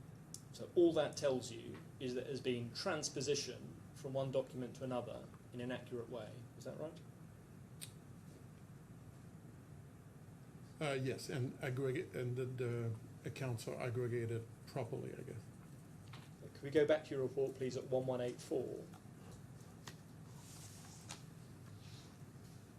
The second reconciliation or corroboration that you undertake is in section 1.3, dealing with revenue. And you say that the daily activity report is a document that's generated by Access Group system, which contains all the revenue earned in a given day by category. And we looked at that earlier. And at 1.3.3, you say, I've compared the revenue per the DAR to the P&Ls provided to me and noted no exceptions. So you're comparing the daily activity reports against the profit and loss summaries that your clients gave you. Is that right? Yes. That check wouldn't identify who was entitled to or who in fact received revenue, would it? What do you mean by entitled to? Well, all you're doing in that exercise is comparing the revenue that was available to be earned under the contracts with what's in the profit and loss statement, but it doesn't tell you who in fact received it or who is entitled to receive it. say the revenue that was available to be earned under the contract. I would say it's the revenue that were earned under the contract. Right, but it doesn't tell you which entity in fact earned it, does it?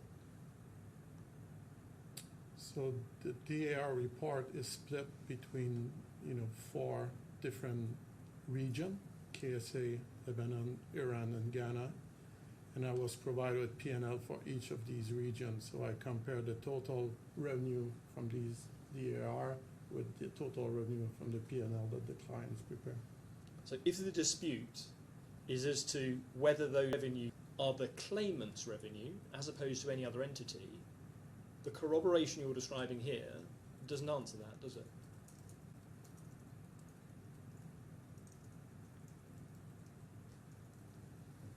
I don't understand the question. The exercise of corroboration tells you in general terms what is the revenue that was earned under a subcontract with what's in the profit and loss account.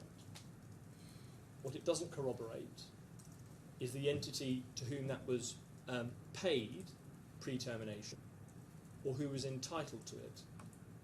That's correct. Could I look back at your report in relation to Access and the documents that you used there? So back to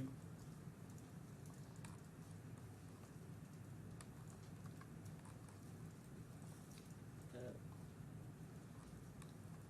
1158, please. And at 3.2.6, you're referring to Access Group audited financial statements. And again, you say the claimants confirmed that no contemporaneous audited financial statements were prepared on an annual basis for Access Group. And for the purpose of the dispute, Access Group prepared financial statements for 2017 to 2023 and hired Usury & Co. to audit these financial statements. If we not go to all of them, if we look at a couple of those, please. Page 1309. Something. In the main bundle, sorry, I should say. Main 1309. I've taken you to this before, it's the 2023 financial statements. And if you go to 1311, we see the auditors signed this on the 8th of July 2024. Do you see that? Yes. And you would agree that that's the position in respect of each of the 5-year sets of accounts? For 2018, 19, 20, 21, 22, 23, that's not 5 years, but for each of those years, they were signed off on the same date, 8th of July 2024.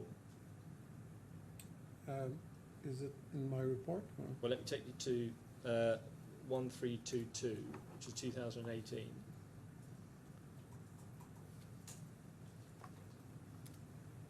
And then 1324. Do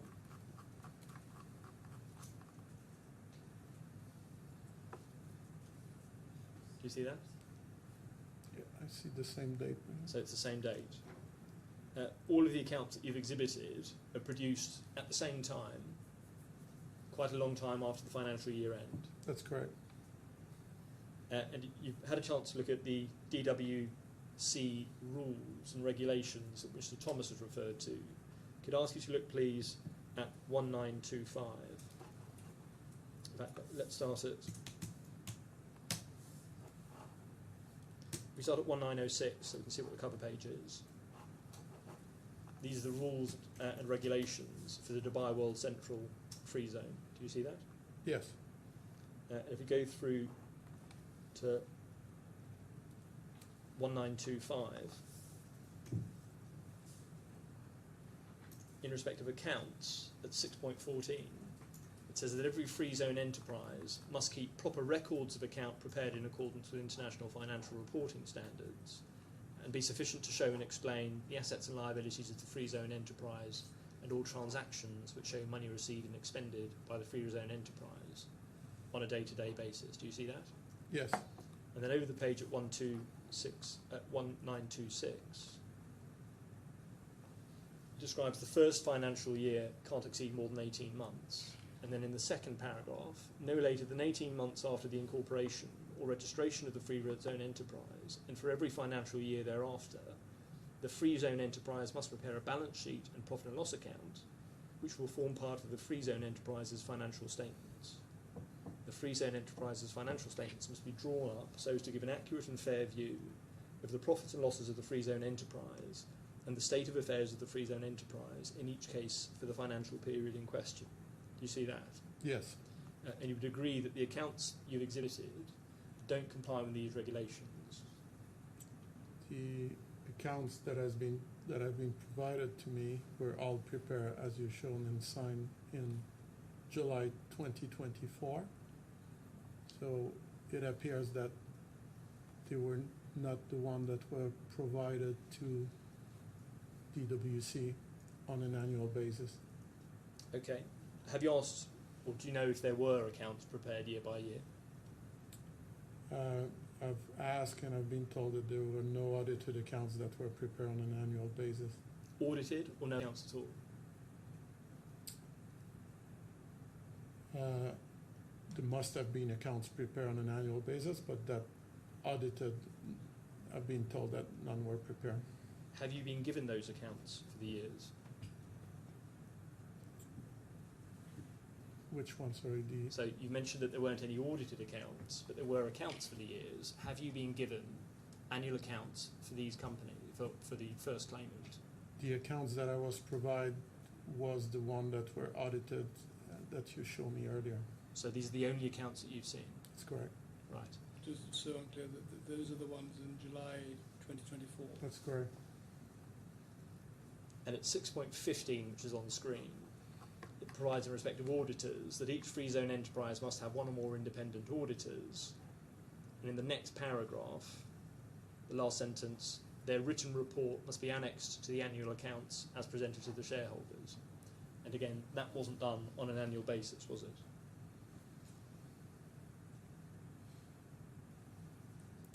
The claimants confirmed that no audited accounts were made on an annual basis.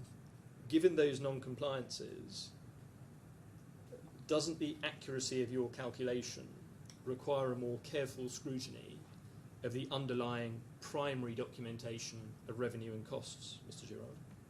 The fact that the audited accounts were not prepared contemporaneously but were prepared at a later date does not change my approach, Why is that? because the work that the auditor would have done is the same. It's just that he did it 6, 7, a few years after. What Mr. Thomas wants to see, if we look at page 1658,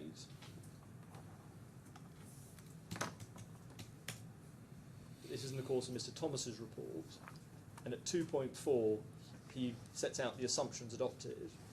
In 2.4.3 he says, in the absence of bank statements of Access account, we couldn't verify the authenticity of actual revenue and expenses. And then he refers in subsequent paragraphs, point 4, to VAT records. Those primary documents would provide a definitive answer to what revenue the claimants were receiving, wouldn't they? When I perform assessments of damages, I'm not going to re-perform a full audit. If I have audited accounts, I'm not going to go back to the bank statement and try to look whether the transaction okay. I would rely on the audited accounts. But it depends on the nature of the exercise you're undertaking. If there is any doubt about the financial statements, presumably your inquiry would go a little further. You would look at the primary documents, wouldn't you? I didn't have any doubts about the financial account. In light of everything I've taken you through, you're happy with the financial accounts? You haven't. The only thing you have shown me about Access Group is the fact that they were not filed on an annual basis. Could I look back at your report and see the reconciliation exercise that you undertake in relation to Access? If we look at 1187, please.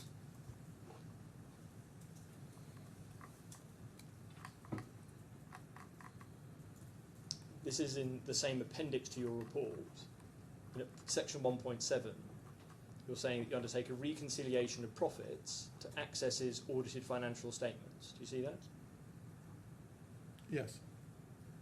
And you say, along with the P&Ls of each region, I've also been provided with audited financial statements for Access Group for the years 2018 to 2023.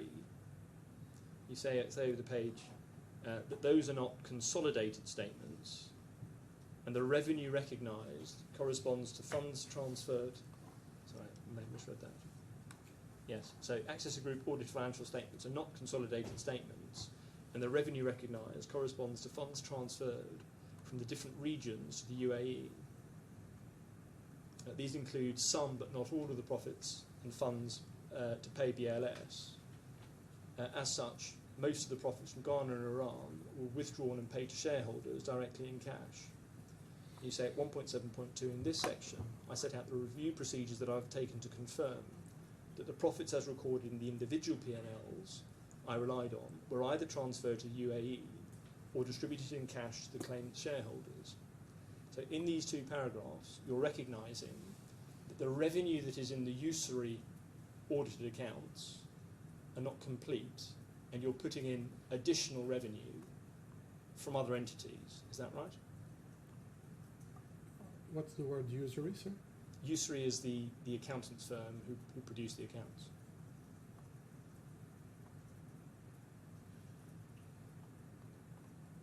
Yeah, as I mentioned before, to perform a full analysis of the claimant's revenue and expense and profit, I would have need to have consolidated financial statement of the claimants, which would have includes revenue and costs of the other company as well. Because I didn't have that, I only had the standalone financial statement.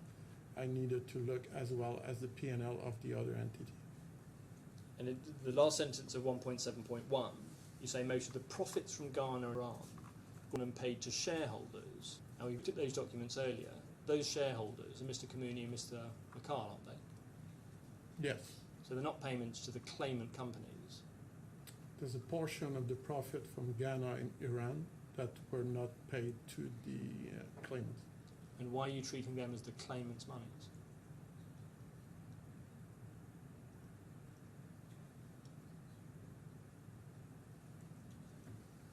That's probably a legal question, but from a financial perspective, the only reason why these profits were not transferred, and that's what I've been told by the client, which actually makes sense,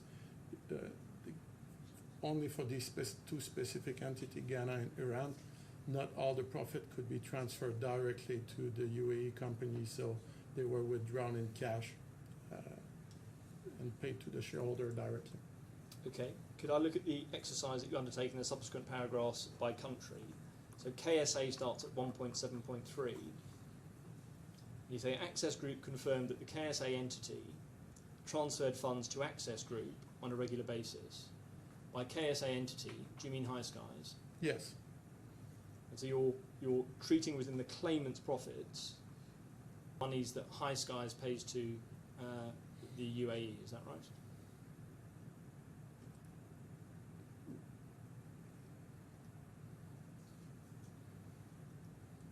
Yeah, the UAE is charging, is billing the iSky for its portion of profit, which is essentially more than 99% of the profit that were made by iSky and the KSA were transferred and recorded in the financial statement of Access in the UAE. Okay, and in the table that's in that paragraph, you're comparing two things. Line 1 is profit KSA P&L. Do you see that? Yes. Is that the same P&L summary that I've taken to you a number of times? I'm not sure we've done it for KSA, sir, but we've got P&L earlier. But it's that same document for KSA that you're referring to here. That's correct. And you're comparing that against the revenue per the Access Group audited financial statements in the Usury & Co. accounts. Is that right? You're missing one piece, as I mentioned earlier. So in KSA, there's total profit for this old periods of 5 years, which were 4.5 million. And there's also the BLS bills that were included in these financial statements for 3.1 million. So So the sum of these two is 7.6 million. So all of 7.57 out of 7.67, so more than 99% of these funds were transferred to the UAE entities, and from that amount, the UAE entity actually paid BLS bills. So the remaining profits in KSA ended up being in the financial statement of the UAE, the claimants, Access Group. Okay, if we go over the page to Iran, I want to do the same thing, identify what you're doing here. You say for Iran, Access Group transferred some funds to the UAE, but the majority of the profits were withdrawn in cash. And you're comparing line 1, the profit Iran P&L, the BLS bills, and you're comparing the total of those against the revenue per Access Group financial statements and cash transfers. Is that right? Yeah, just to be clear, so the cash that was generated from the operation in Iran from my review of the P&L was 2.1 million. About 1/4 of that was transferred to the UAE, so 500,000, and then the remaining was taking out cash by the shareholder. Okay. Could we look There's a small, and you can see from that there's a small difference between the 2.1 and the 2.0, which is about 5%. I want to look at the evidence of those cash withdrawals. Could we look in the supplemental bundle, 2357, please?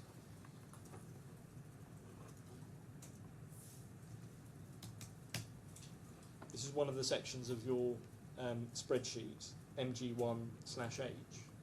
And it's a section that begins with cash withdrawals. If you go over the page at 2358, you have at the top cash withdrawals from the Iran entity. At the bottom of the page, the cash withdrawals from the Ghana entity. Do you see that? This one.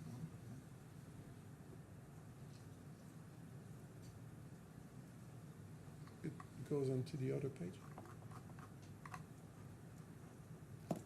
It's only one page, 2358. Can we go to the Excel?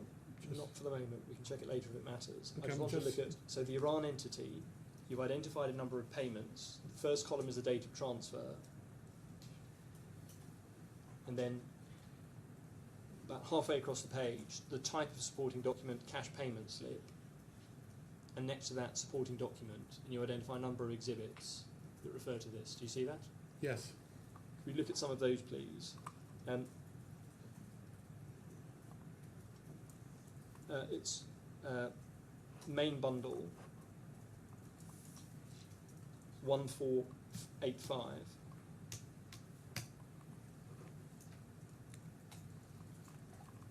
There are a number of these that go through to page 1502, but they're of a similar kind.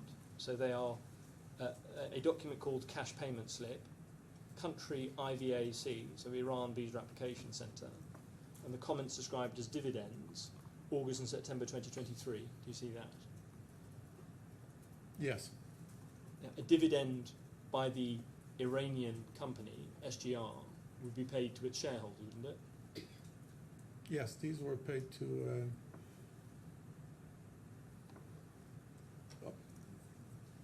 based on my discussion with the claimant, this was paid to the shareholder.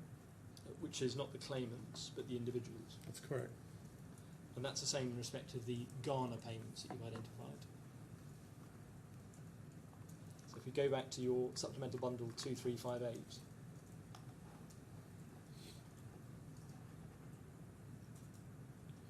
the Ghana entities at the bottom, and the documents that you're identifying as supporting documents, are showing similar sorts of payments made as dividends, which would go to the individuals, not the claimants. Is that right?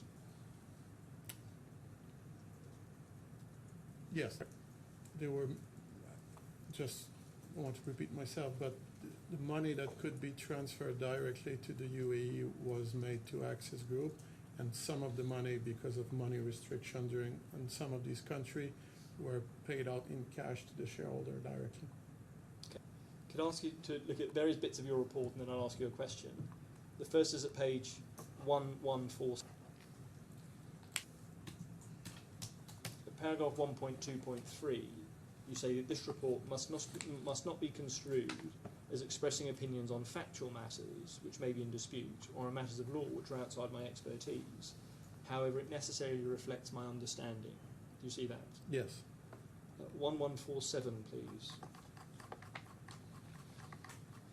At paragraph 1.3.4, you're describing the subcontracts. Access Group is a limited liability company incorporated in Dubai. Through its affiliates, Access Group provides visa processing services to embassies in different countries. So your understanding is these services are provided through affiliates, yes?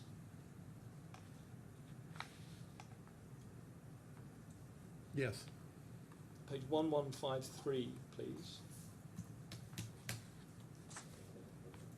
In respect of documents relied upon in section 1.5, you say the main sources of documents are those in appendix MG1B that I took you to earlier. And you say in the next paragraph, I assume that all information provided to me is complete and accurate. I've not undertaken an audit, review or other procedures to verify the accuracy or completeness of the information provided to me, except as specifically disclosed in the report. So that's the exercise that you're undertaking.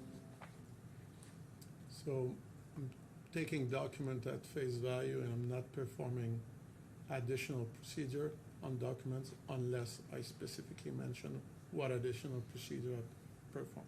Yes. And could we look please at 1150?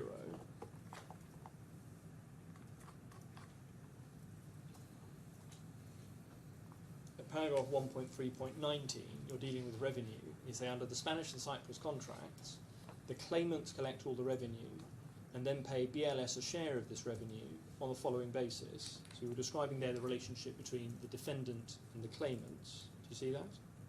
Yes. And then if we jump to 1159,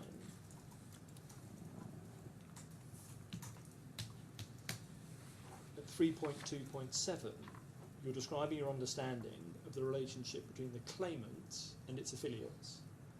KSA's operations are conducted through a partner, High Skies. Access Group is paying the nominee shareholder a nominal fee annually for managing the day-to-day activity of the business, including operations, accounting and HR functions. Is this the contract that we were referring to earlier? That's to say the legal relationship between the claimant and the affiliates that you've assumed? What contract did we refer there? Okay, you may not recall, but I was asking you earlier about what you've assumed as to the relationship between the claimant and the affiliates, and you referred to the contract. Do you recall that answer? No. No, okay. But in any event, this is your understanding of the relationship between the claimants and High Skies. Yeah, if you look at footnote 45, I think it's coming from the witness statement of Khaled, paragraph 54. Yes. Could we look in the supplemental bundle, please, at 1279?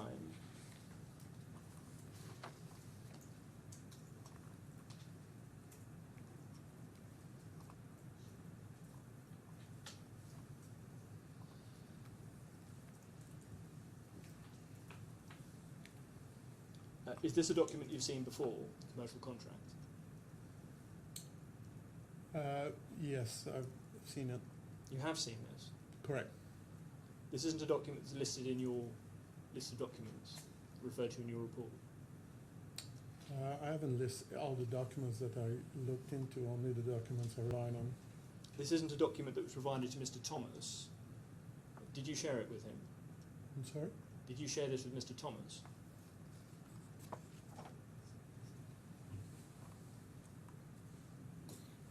Has Mr. Thomas seen this? I have no idea if Ms. Lam has seen this.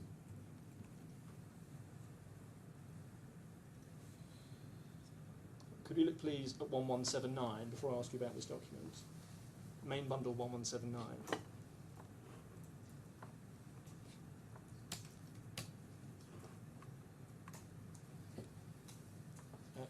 In your declaration you say at 9.1.7 you've shown all the sources of information I've used. And at 9.1.9, I've endeavoured to include in my report those matters of which I have knowledge and of which I've been made aware that might adversely affect the validity of my opinion. That's the declaration that you've made. Are you saying this contract document is one that you've seen previously?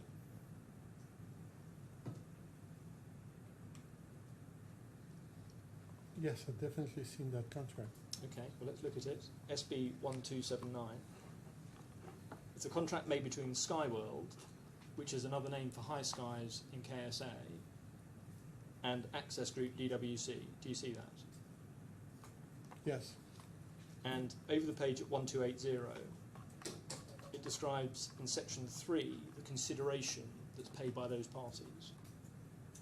The second party is High Skies, the first party is Access Group, and this provides the second party will remunerate the first party in consideration of providing the following services, and then at the bottom, against fees and charges specified in the commercial appendix. Do you see that? Yes. The commercial appendix is at 1284. Sorry, no, it's not. It's 1286.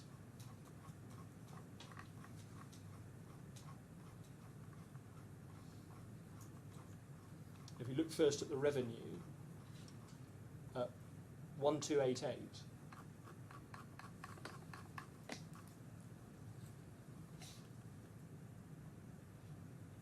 Skyworld should settle all Access Group invoices, so this is row 13, and it's paying 1% of the revenue. Do you see that? Yes. So what is getting paid to Access is 1%. There are two things that were paid to Access. If you go back to the consideration in the main contract, please. Well, the meaning of the contract is a matter for the court, but I want you to assume that the effect of this is that 1% of revenue is what is getting paid to Access. Okay? So it's not what you said in your report, but 1% of the revenue is paid to Access. The impact that that has on your conclusions, would the revenue become 1% of the figures that you're describing?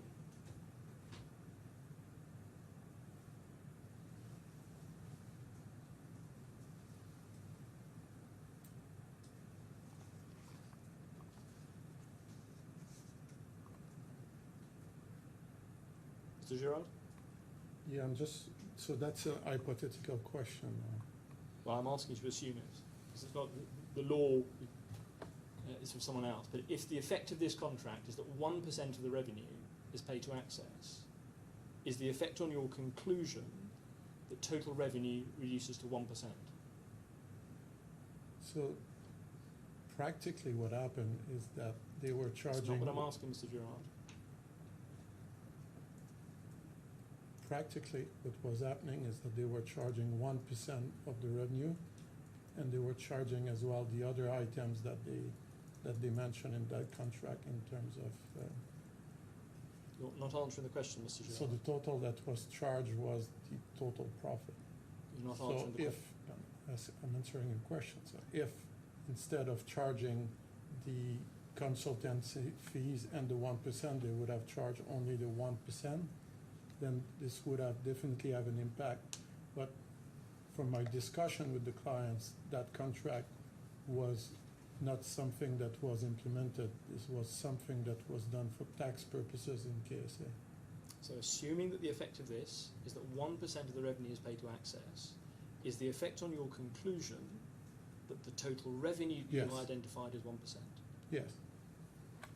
And if we look at the same contract... The 1%, according to your interpretation of this, is of what all the earnings. Well, could we look perhaps at 2280 in the supplemental bundle?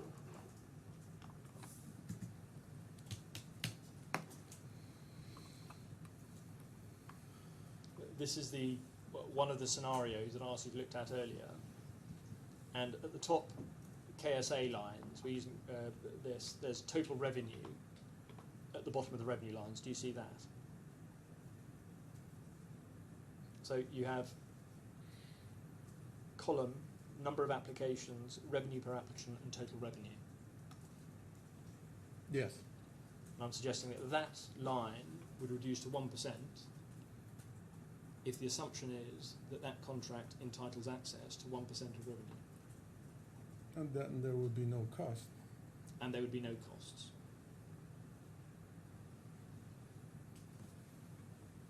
Is that right?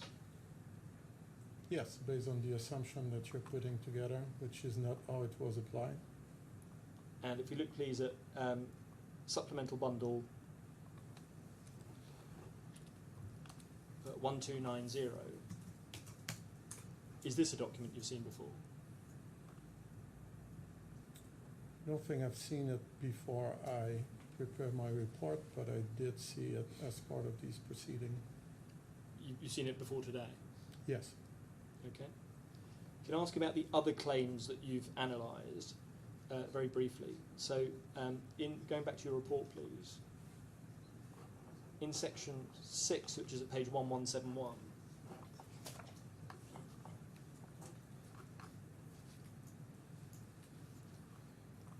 you're analysing here the additional costs following termination, and you're discussing rent and salaries for the various entities. Again, in these paragraphs, you're assuming that it's the claimants who've incurred these losses. Is that right? So Yes, there are two entities I'm looking here, is KSA and Iran, and as we've seen previously, because all the profit from KSA was sent to the claimants, so any additional costs would have been to be bear by the claimants as well. So if you look at 6.2.1, rent, due to the termination, the claimants had to incur additional costs for early termination. That's what you're analysing here, the claimant's costs. Vis-a-vis has paid these amounts, but vis-a-vis is funded by the claimants. Right, and so you'd accept that all of the figures that you've used for KSA rent, KSA staff, were incurred by the other entities. Is that right? These are the entity that actually paid the expense. And in relation to the Iran salary and Iran lease, you accept that that's the same? It's the local entity, SGR, who incurred them? Yes, it was paid by the local entity. And in respect of Ghana, again, that was incurred by Ghana, vis-a-vis Ghana Limited. I don't think there are any expense for Ghana. You haven't analysed expenses for Ghana? I've received documents which were not sufficient for me to accept the expense. Okay, thank you. And then the final part of your report, please, which is section 7. That's page 1176. You're analysing here a potential payment to relieve the defendant of its obligations under a non-compete clause. Yes? Yeah, I've been asked specifically to calculate the loss of profits using the same methodology that I've done for periods of 2.5 years. Right, so that's my question. 7.2.1, it's exactly the same methodology as you used for your loss and profit claim? Yes, Okay, just different period. bear with me just a moment. One final thing, I couldn't get to the spreadsheet earlier. In relation to the loss of profit claim, let me share my screen. And I was asking you earlier about, is that now on your screen? Yes, I was asking you earlier about the how you've identified the profit margin that you've used for your calculations. If I identify L27, for the period of January to September 2023, there's this figure of 66.6% that you've identified as the operating margin. Yes? no. These are the operating, this is the cost percentage over revenues. It's what, sorry? So it divided L26, which is total costs, divided by total revenue. So the margin is the difference, so it would be 34%. Right, so it's the inverse margin. That's it's correct. What you then use in order to calculate the profit in subsequent years. So you've taken in order to get that figure in 1127, you've identified the costs from the profit and loss statements given to you by the claimants and the revenue from that same document. Is that right? Yes, so this is the cost as a percentage of revenue that I applied to the loss of revenue in the other years to determine what would be the cost. And the difference between revenue and cost is essentially the margin. Great. And so your answer just there, I'll just show it on the screen, you've used that same figure in all subsequent years. That's correct. Thank you, Mr. Girard. I don't have any more questions for you. Please make them. In re-examination. Just one question, please. If we could start at 1188 of the bundle, please. The main bundle. Of the main bundle, yes. This is your report, Mr. Girard. Now, you were asked about two different things by Mr. Oram. So one, he was asking you about revenues, and that's what you discussed with him about the DAR and profit and loss, and your corroboration of the two of them. He then also asked you about the amount of profit or revenue passed to Access, and asked you about documents corroborating that. Now, could you see, starting at 1.72, and you say, in this section, I set out the review procedures I've taken to confirm that the profits as recorded in the P&Ls I relied on were either transferred to the UAE or distributed in cash to the claimant shareholders. Now, in relation to KSA, was there a cash element as there was with Ghana and Iran? No, it was direct transfer directly in the UAE. And you said that the audited financial statements corroborated that. You weren't asked to expand on that. Could you expand on why the audited financial statements do corroborate that?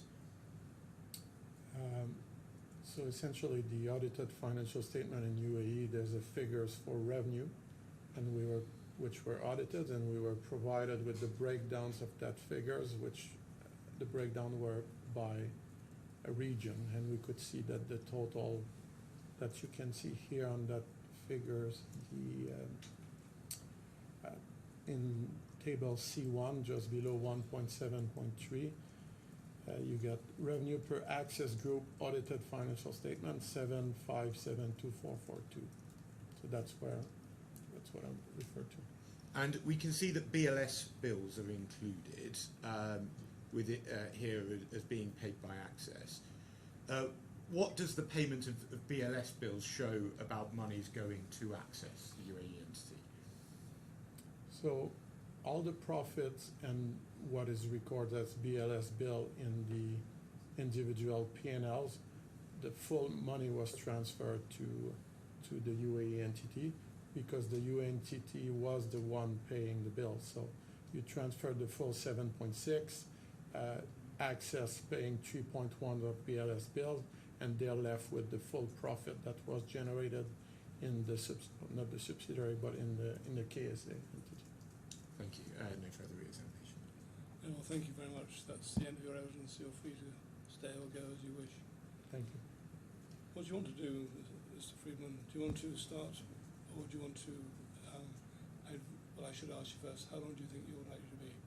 Well, I was planning to be 2.5 hours, including a break.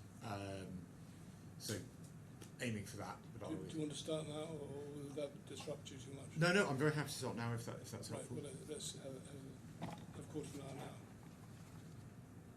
Oh, sorry. Well, so take lunch later. Well, it's between 10 and 1:45, isn't it? What time do you make it? Yeah, sorry. I make it 10 to 1. I was just. Do you want me to start cross-examination? Well, I was asking whether you wanted to, or whether you want to take lunch now and. Oh, I'm very happy to carry on. Whatever's more convenient to you. No, it's a matter entirely of your convenience. It's a rare privilege. Yeah. It's the problem with choice. Well, I'm happy to just start now. I don't think Let's start now. I won't for the first half hour. So yeah. So Mr. Oram was asking. I may need at some point to share a screen, but I won't need to for at least the sort of first half an hour. So.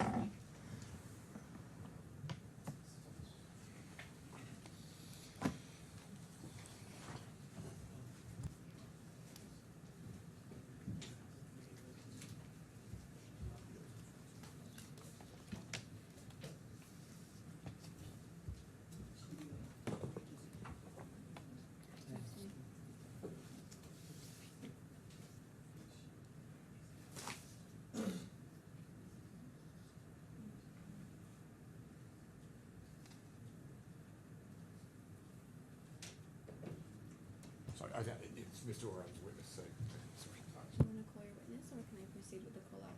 Yes, with Mr. Thomas from Adam. Please can I confirm whether you would prefer to swear on oath or by affirming? On oath or by affirming? On oath. What is your preferred book of choice? Affirming? Can you please confirm your name and occupation for the court's record? John Thomas, Child Accountant. Sorry, do you mind just saying it by the microphone? My name Is is the John microphone Thomas, on? that's Child Accountant. Is the microphone Yeah, on? it's on. Sorry, can you please repeat that? My name is John Thomas, my profession Child Accountant. Please repeat after me. I affirm I affirm that I will say nothing that I will say nothing but the truth. but the truth. Thank you. Mr. Thomas, can I ask you to keep your voice up high Yeah, sure. and not talk too Sure, fast? sir. Sir, yeah. Talk slowly if you can. Thank you. Yes. Mr. Thomas, documents will come up on the screen in front of you. Could Okay. we look first, please, at page 1652 of the main bundle? Do you recognise this as your report? Yes. And if you go to page 1675, is that your signature? Yes. Could we go then to 2174, please? Do you recognise that as the joint memorandum between you and Mr. Girard Yes. in July this year? Yes. And 2177, is that your signature Yes. on the left? Yeah. And both of these, do they represent true and complete professional opinion? Yeah. Please wait there. Please speak up as clearly as you can. Yes. Yeah. Transcript. Can you use the transcript with him? He also wants a transcript, okay. Can we do it? Do we have to wait till? Can we get the first few questions before? Yes. Do you mind if we just until lunchtime we do without a transcript? And then we'll bring the transcript. Sure. Okay. Okay. Good afternoon, Mr. Good Thomas. I'll try and talk as slowly and as clearly as possible. Thank you. So if we could go to 1676 of the bundle, please. Do you recognise this as your CV? Yeah. So you qualified in India and you also have a UAE CA from the Yes. Emirates Association, Yes. is that right? Yeah. Yeah. And so your expertise is in accounting and audit, is that right? Yes. Is it fair to say your primary background is in the preparation of financial accounts? What I mean? Is it fair to say that your primary background and expertise is in the preparation of financial accounts? Yes. And if we go to 1665, please.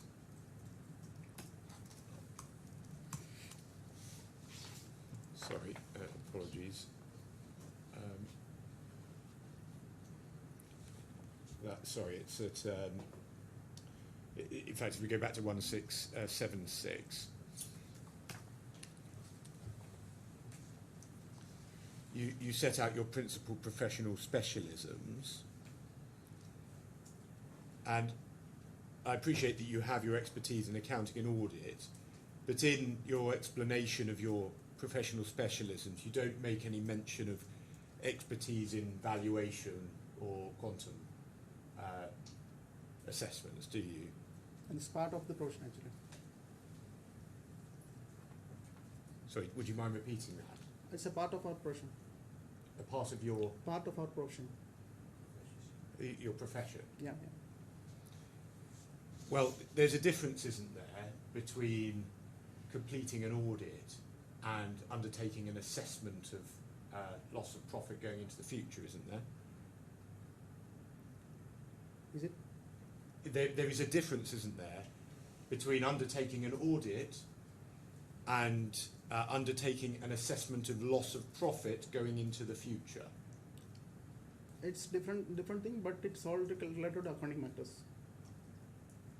But you, within this, don't have specific expertise of the exercise of calculating a loss of profit, do you?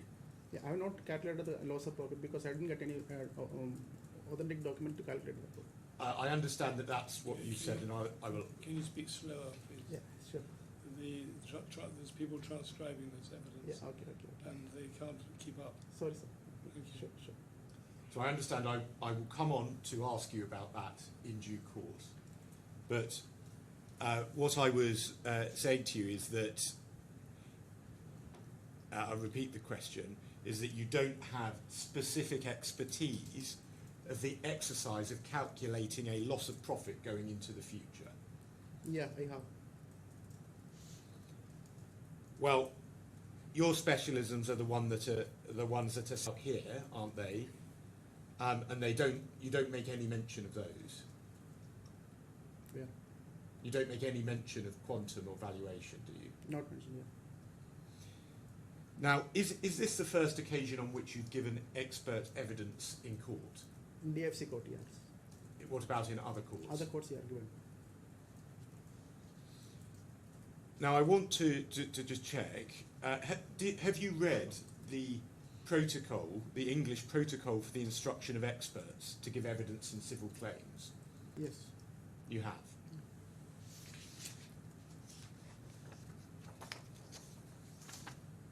Now, at 1675, just want to ask you a question here. I should ask, you said you've seen the protocol. Have you also read part 31 of the rules, the IFC court rules? I see. Have you read part 31 of the DIFC rules relating to experts? No. You have. Don't remember. Sorry, did you say you can't remember? Don't remember, yeah. You don't remember, Yeah. so you may have, but Yeah, you may yeah, not yeah, have. yeah, Yes. Now, at 1675, you include your expert declaration. Now, you were required to include a statement that you understand your duty to the court, and that you have and that you will comply with that duty. Yes. Why have you not included that statement in your report? Actually, this is first time I'm submitting this and before DFC court. This is standard format I received. Well, do you understand that Yeah, you... this what I understand that whatever I read and understood that. Sorry, if you please do just try and speak slowly, just to help the transcriber and me as well. There is a specific requirement to set out that you understand your duty is to the court. Do you understand that is your duty? Yes. And what's the reason why you didn't include it in your report? This is the format I have received actually. First time I'm preparing this report. That's why I received the document I have received that I included. So it was given to you. Yeah. Now, I just want to ask about the approach you've taken. Now, if you were considering a point and you felt that there were a range of opinions on the matter you were dealing with, how would you deal with that in your report? How did you deal with it in your report? I didn't get it.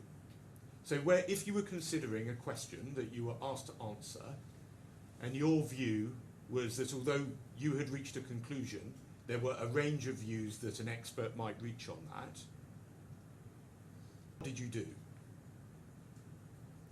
I don't exactly understand. Well, if there were a range of opinions on a particular point, Yes. would you explain that in your report? Yes. You would. Yeah. Are you aware that your report was meant to be confined only to matters that are relevant to the dispute? Yes. Are you aware that your report's meant to be confined to matters that lie only within your expertise? Yeah. And did you know both of those things when you issued your report? Yes.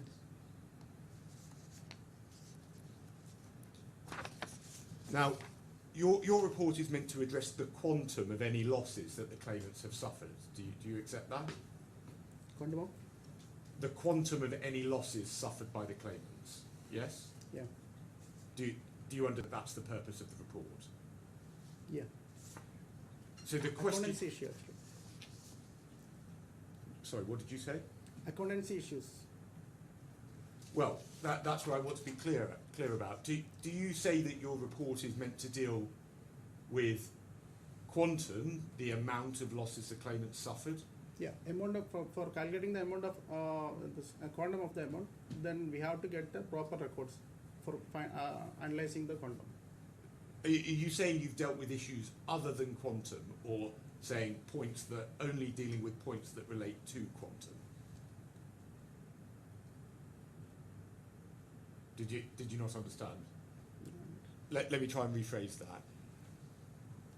Is your report confined only to matters that you say are relevant to quantum? No, all matters actually included. I'm sorry, what did you... All matters relating to accounting. Whether or not they relate to quantum? I didn't get it. You didn't understand? Yeah. You say your accounting matters. Yes. Do you deal only with accounting matters that relate to quantum, or do you deal with other accounting matters as well? All. Other also.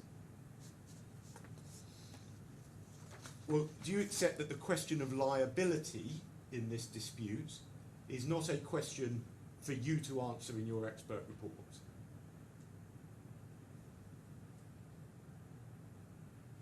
You don't... You didn't understand. Okay.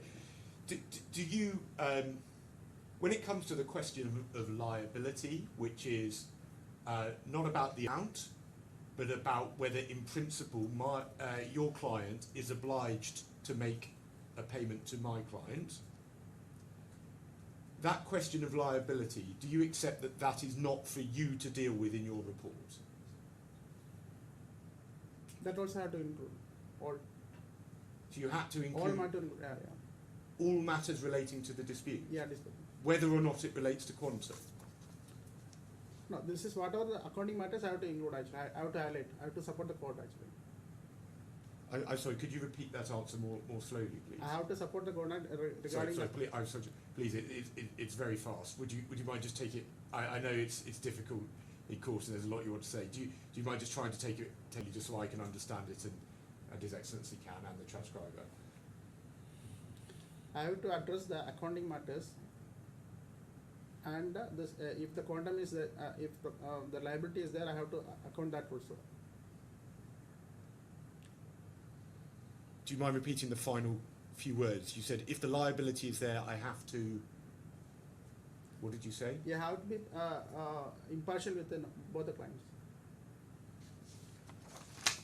Well,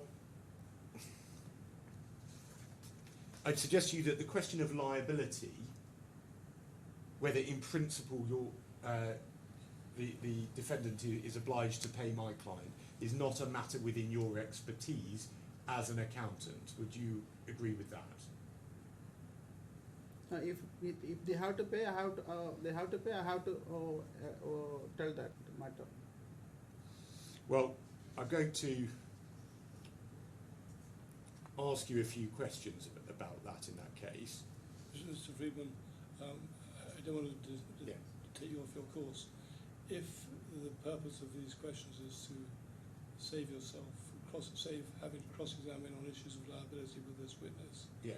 I'm quite prepared, subject to anything Mr. Oram says, to take it that this witness, anything he says about liability, I will simply discount because it's not within his remit. I'm grateful. If that helps. That does help. I mean, I do want to ask a few questions about those issues, the inclusion of those issues in the report. I'll try not to be very long with that. Right. Mr. Oram, you're happy with that approach? Yes, Your Honour. Would it be sensible then? It's 1:05. Yes, we can take a break now. Take a break, and you'll be another hour and two hours and a quarter, or that sort of thing. Yes. Do you want to start at 10 to 2? Possibly, yes, just because we're having a bit of repetition, so it's that's good. We're going to stop now for lunch. We're going to resume at 10 minutes to 2. Okay. 1:50. Yeah. And please don't talk about the case in the meantime. Thank you. All rise.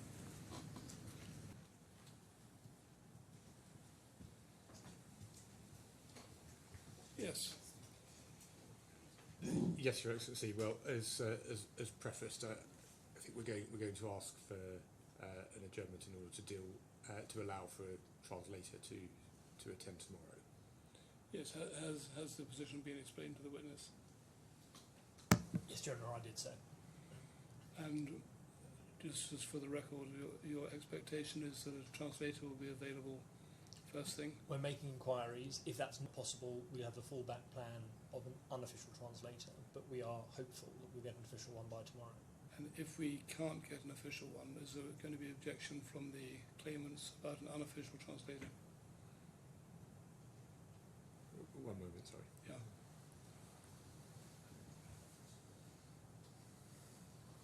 Yes, I mean, our strong preference is for an official one, but I think we take the view we have to finish the live evidence tomorrow, so we would accept it if it can't be arranged. Yes, and that's on instructions, is it? Yes. Yeah. Very well, because I think it's important we clarify that Yes. before we go down that route. And if I may, my clients did just want me to emphasise, obviously we do put down a marker on the costs of good noise. I'm not going to address your experts on it now, but it's just to put down the marker that on the basis that this is being discussed, we obviously would intend to raise that at the appropriate moment. Yes. I should say, as I think Council will appreciate, this will mean that we can't have submissions, closing submissions tomorrow. And it would be wrong to have half a day of witness and then just one side start their submissions. I'll look at my diary and see whether I'm available to do it remotely on Monday. I can't guarantee that at the moment. If not, we'll find some other day. But can I ask Council to keep their Monday available, Yes. free, so that if necessary, we can have submissions on Monday. It's important, I think, to have them when the case is fresh in the mind. Very well. Well, thank you for your assistance in resolving this matter, and we'll adjourn now until 10 o'clock tomorrow morning. Yes. Thank you, Your Honour. Thank you. I should say, can you keep my clerk informed of any, not so much of progress, but if any difficulties arise? Thank you.